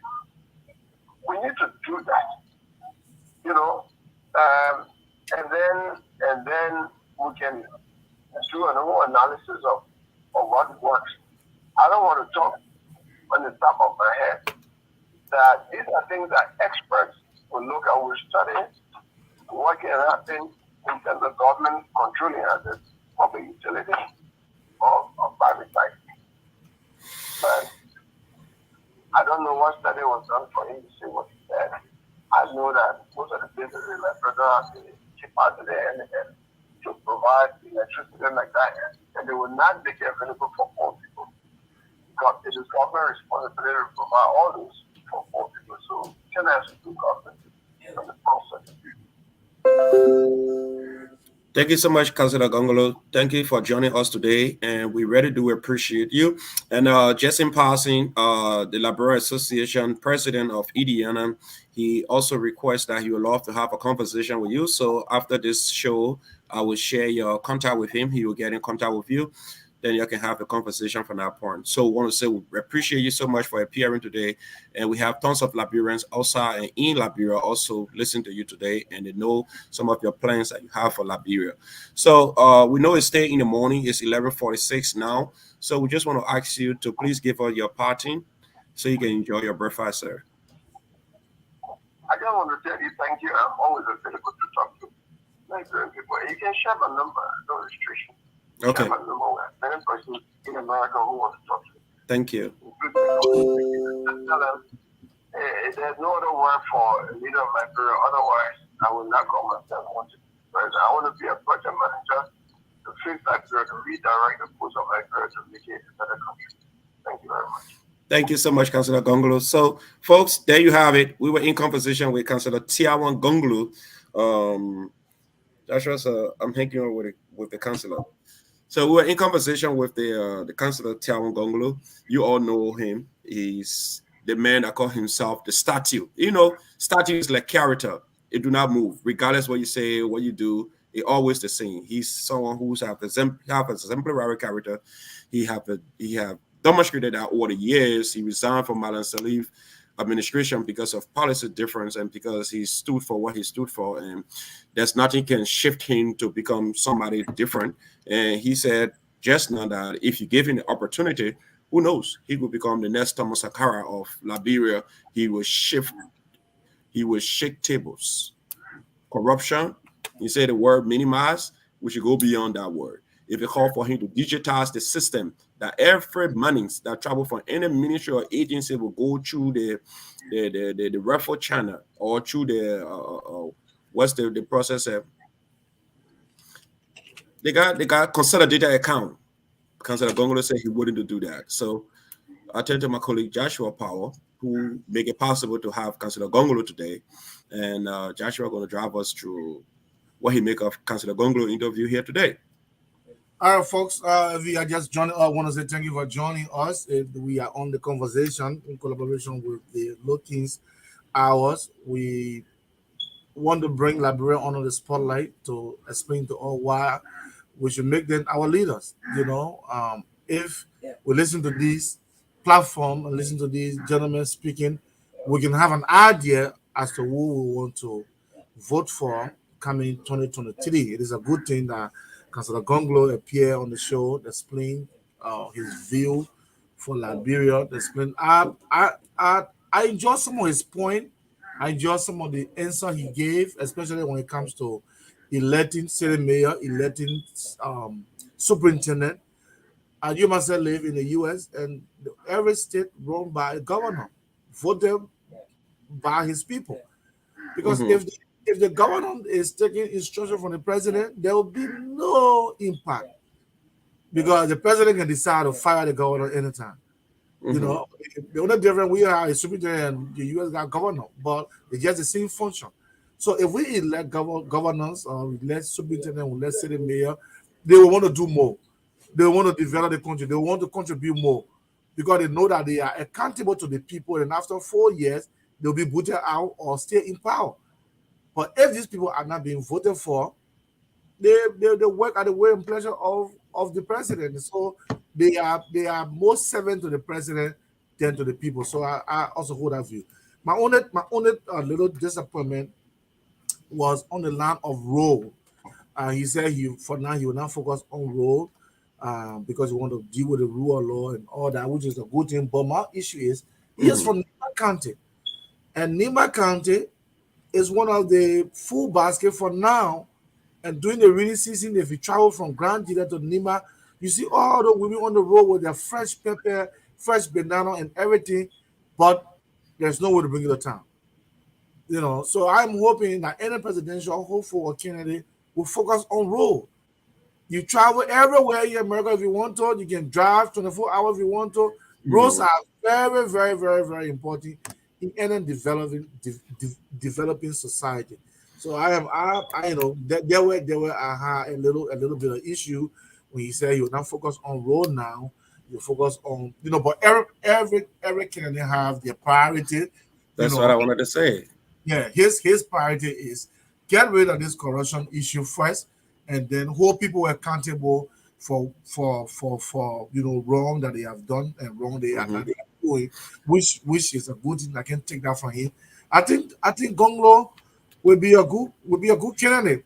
But like the question I'm asking, Liberian people, they vote for the louder man in the argument. They vote for popularity. Just anything that catch their attention. So, but I thought it was a good show. The councilor spoke well. He laid out some very good points. Some of the questions I asked him, my question were answered favorably, especially for decentralization. I want to have my Java lesson in Bassa. There's an issue in Bassa. I want to have my lesson plate. Let every county be able to get their own lesson plate. If you're from Nima, they get on the Nima plate. We don't have to come way to Moravia and get a plate. Look, at this, one of my clients' birth certificate, and it was looking like a dream to me. Looking, I went to the place. And I said, "Oh, go to the fill out the form, go to the cashier, pay your money." You go to the person that put it in less than 1 second. Yeah. It is printed out. The information is in the system. The thing is printed out. All the woman need is fill out the form you need, where you were born, your mom and pa need. That's it. And your birth certificate is out. In Liberia, you will put in for it, then you wait for another 1 month. That's why you see I asked Councillor Gongloe that identical question specifically, because you see, I understand Councillor Gongloe, he will be contesting come 2023. And former Vice President Joseph Yuma Boaka is also considering 2023. My fear of these people who were born before computer, as they consider themselves as BBC, is a little difficult with this new technological age. Because right now, what we need in Liberia to have a smooth working relationship with other ministry and agencies should be everything in Liberia that has to do with our governmental affairs have to be digitized. Because like what you said here, if a baby is born today, that baby information have to go into the system. So if I'm traveling to Buchanan to get a driver's license or whatever information I need, I don't have to call Central again and say, "Oh, can you print it or send it?" All I need to do, Google the hospital you're born in. Like when you go to the hospital here, when you go from one hospital to another hospital, your information is already in the system. So all they come and say, "Which hospital you want to?" You say, "Oh, I want to SKNSC." They see your information. So it ain't have to be, "Oh, you have to carry your discharge form or whatever before the people know what are your family history." But Councillor Gongloe, in all fairness, he did extremely well. He answered most of the questions. One question specifically that he tried to answer, but it wasn't that satisfactory to how he answered it, is the issue of agriculture. Agriculture is a serious concern because, Joshua, in Liberia right now, what we call stomach infrastructure. If the people do not eat, I don't care what you're doing, we'll see your government as a failure. And Councillor Gongloe said, instead of mechanized farming, which is good, we have to get more involved with industrialized farming. But my question to Councillor Gongloe was, according to FAO, for every 100 bag of rice that is on the Liberian market today, 20 bags is produced from Liberia, and the rest of the 80 bags is produced from outside. So what are we going to do as government to incentivize local farmers? Like what happening in America here, the people have the food stamp. And all the food stamps you see people benefiting from here today, going to the store and collecting food. That's a means of the government incentivizing local farmer, tell local farmer, make farm. We will come to the farm and buy and give it to our citizens to go and get it free of charge as well. So we need all kind of fixed policies to at least, because if I'm making farm, I don't want to make farm and bring my own produce in car and set it to red light. If I make it farm and know that people already set to buy it, obviously, Joshua, you will go into farming because you're not going to put it in picker and bring it to red light for people to buy it. You just, like here, when you see a corn farm, when I mean corn farm reach the point of harvest, you see a truck go there and the whole thing is paid for. So we need those kind of things. But in all fairness, Councillor Gongloe stress on corruption, and I feel that's one of the things that have been eating the fabric of Liberia, corruption and corrupt leaders. I hope that when Councillor Gongloe or former Vice President Joseph Boaka or Edizana Cummings or whoever person become president, to audit at least past officials and bring them to justice. The culture of impunity has to end. Has to end. Yeah. Yeah. So, it was a very, very, very good show. I'm trying to get in contact with Emmanuel Wetty, and if that is possible, I will let you know. I want us to discuss this whole dual citizenship. The Senate voted 19-4. Some of them were on break. San Jose is now in the U.S., and I think 2 or 3% esteemed from the process, and other people they were asking. But at least the number voted for that process. It was a good number. If I get anything from him, I'll let you know, and we can have a time with him to explain to us how far we are. One thing he told me was, the House of Representatives actually voted for it, but there were some changes by the Senate, so it means that they did not concur with them completely. So they will have to go into committee room or to special room to be able to sort it out. It doesn't mean that they disagree with them, but they made some changes. So, it will have another more process. So right now, it is not yet over. Yeah. The two houses have to meet again and discuss. But if we get anything from Emmanuel Wetty, we're also going to bring it on to cohesing on how far they are with the whole process. But on the overall, we want to thank our viewer for joining us in asking Councilor Gongloe this question. They're asking, somebody got asked some very serious question. The former deputy minister, current Basa president, has a very good question on Race Basiga. I see Mike, yeah, he posted a question. He said decentralization help drive the revenue growth upward. I think that graph upward. I think that's a very All right, Gian Zoga say thanks for the interview. Yeah, thank you guys for watching. But I also buy your view, Mark. If we decentralize the country, it will provide jobs. Yes. It will provide jobs for the Liberian people. Because do you know how congested Maserati, foreign affairs can be when you go get your passport or you go get some kind of document, birth certificate? The place is congested. So if you get birth certificate something in Basa, at least in the region, you're creating jobs at least 10% at one location. And then you will make the process smooth. When you gotta come away, maybe then the kind of Maserati to go get Tiawan, let's say. And I have the same feelings. That's what I said to somebody. I said the reason why you see Maserati, the population is so hard because due to decentralization. If we try to decentralize some of these things, health ministry, transport ministry, all the other things that people can have it in the various counties, they have no reason to come to Monrovia. Like me here, I'm saying this to you. I went to Monrovia because what I needed wasn't in Magibi County at the time. And now, if you leave from wherever county you used to live in, maybe you went to high school, maybe in Maryland, Plebo, or where my friend Judah Jack came from. After you graduate from high school, where you have to go to college? Maserati. And when you come to Maserati to have a bachelor degree, it's 4 years. In 4 year time, so many things happen. Probably you might get in contact with somebody's daughter, you may produce another human being, and now you can't go back without paper. You got to stay in Maserati. Maybe you may have a job in Maserati, and after the day, you become part of the numbers. Yeah. With all of your sophistication, all of your education, you can go back to Plebo because Plebo cannot do nothing with your education because there's nothing for you to work with there. Right. Decentralized transport ministry, health ministry, whatever ministry, go to all of these various counties. The same way you see America, each state have everything in other countries, the other states have.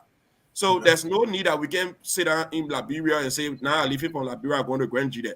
I live from Liberia, I'm going to Sano. I live from Liberia, I'm going to Maryland.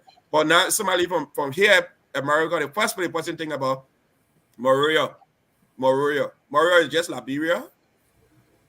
Moria is not Liberia. It's just one country.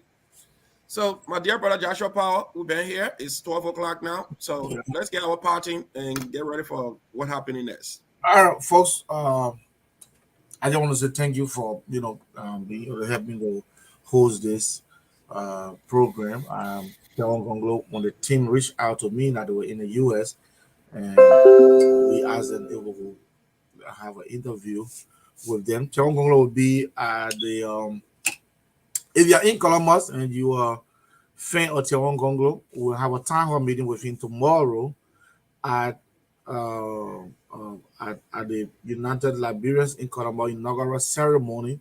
He'll be one of our special guests. He'll be speaking at that program, and after the program, we'll be having a little chat with him. So if you are in Columbus, you are welcome to come, and have a conversation with your presidential hopeful, and also to ask him some question or to take some photo with him or whatever you want to do with him. Come out tomorrow and and talk with him, ask him question. We want to say keep on following the Logan hours, the conversation. We are here to bring you information as they unfold in Liberia. We may all have our different, somebody somebody went on my post and said, why can Gongloe will come on the conversation? And I said, you don't understand politics. Why should we may all have our side, but this is being professional. Ask questions that is that are relevant to the issue, discuss the issue. I'm not gonna bring because of Gongloe then I try to be political about, no, so follow us. We may have our different side of political interest, but when somebody come on the platform, we're very, very professional with them. We'll ask the question, we will answer them as it is, and we will also ask our audience to be respectful of our guests. I look forward to us having this conversation more frequently, to just inform our people. All right, my dear brother. Thank you so much, Joshua Powell. Thank you for making this happen. We look forward again to more of these engagements. Thank you so much, bro. Have a wonderful day. Yeah, I will. I will play one partisan in my closing. Yeah, I will. So, folks out there, it's already 12:03. Those of you following us, by 4 o'clock, we'll be dealing with the people of Indiana. We have Sis Miko Koket. They will be coming here to talk about Healthcare Day. We have this Healthcare Day coming up. It will be at, if you live in Indiana, this information is for you. It's going to be on Saturday, June 25th, 9 a.m. to 4 p.m. It's going to be at 5240 South Congress Street, Indianapolis, Indiana, 46217. So it's all about your health. So she and her team going to be here today by 4 o'clock. They're going to be here just for 1 hour. And they're going to tell us everything about the healthcare day that is coming up. Then by 5 o'clock, just 1 hour when they leaves, we have the Honorable Gregory Coleman, the former police director, the IG. You're going to be in studio today. You're going to tell everything about security. You're going to tell about his journey from being a security person to the next place, the investment commission or whatever he was appointed at. So if you have all of those basic questions to ask your officials and government officials and whoever person, we want to make this conversation very interactive. We don't want this to just be about us. We know you all are part of the conversation. Liberia is all of our problems today, and whatever time anything happened in Liberia happened to every one of us. We are encouraging all Liberians live every part of the world. We shouldn't keep discussing politics on a very smaller scale. We can discuss it on a very bigger platforms. And don't every time when people talk about inviting people, you politicize it and think that why the person should appear on this person platform, why the person should appear on the platform. They are Liberian. They have the right to appear on any other person platform. You see, this is why I do not go into these small talks, because I know small minds discuss people and big minds discuss ideas. So when we call people on these kind of platforms, we call them to discuss their ideas, the political agenda, the way forward. What do you think? How can we better the lives of our brothers and sisters who call Zogos and Zogis back home? So with all due respect, I want to say thanks to my brother Joshua Powell. I want to say thanks to all of those who always follow us. And I want to say thanks to those who always follow us secretly that do not click on but watch the show. We appreciate you people too. You people are all the reasons we are here. And this is not an easy tax. Nobody should sit down and see us as an easy tax. You never know when you get into it. You have to deprive yourself. You have to take your family time while your wife is waiting for you to go for some Saturday, maybe breakfast or whatever. You got to sit here and keep having interviews just to bring the information out to your people. So we want to say to all of our people, we want to say thank you. Thank you. Thank you so much. We really do appreciate you. All you need to do, go to Facebook and look for Logan Hours, or you even go to YouTube and look for Logan's Hour. On Facebook, you also have the conversation. So when you go on Facebook, you can also find the conversation as well. Let's talk about these things because it's important. It's important. It's about Liberia. It's about Liberia. So my brother want one Baza song, but I can't get a Baza song right now. So let's just listen to the newest song that just came up, and we shouldn't be calling our brothers and our sisters Zogos and Zogis. So Panto say, don't call anybody Zogo. So let's listen to this song, and we have a good morning.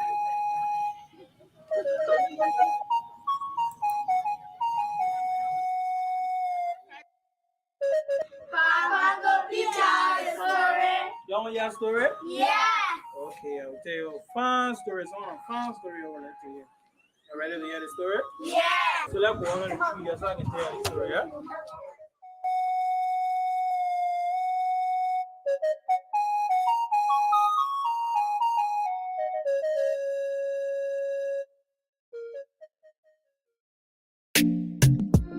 Saka Joe, the Soko rap boy.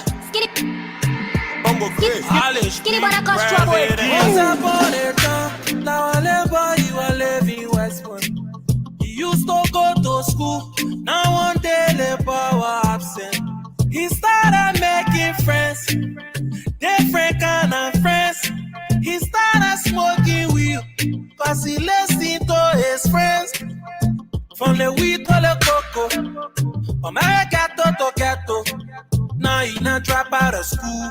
On the street, he jacking phone. One of his friends, he loaded car and say, my man, you not take to Zogo. Hey, brother, saw him begging for money and said, brother, you not take to Zogo. He said, don't call me Zogo. Don't call me Zogo. Hey, don't call me Zogo.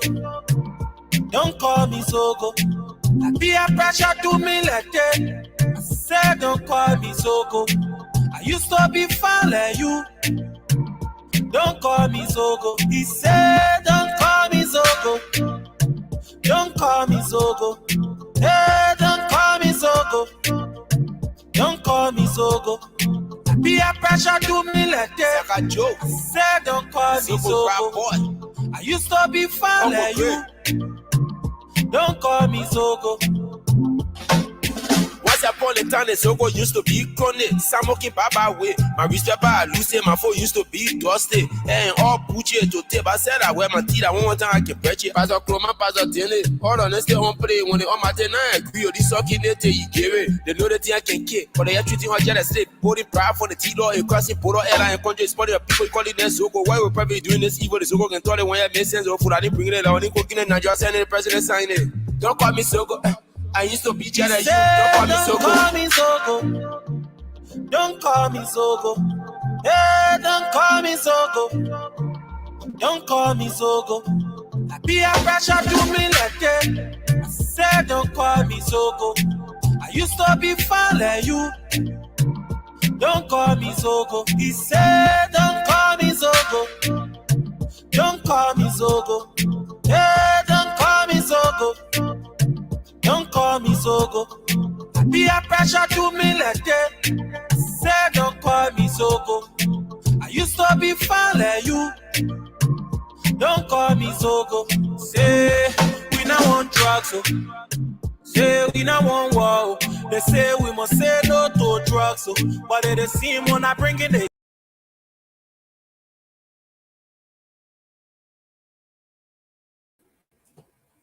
It's after 12. Let's just get out of here now, man. All right, man. All right, bro. Thanks for having this program today.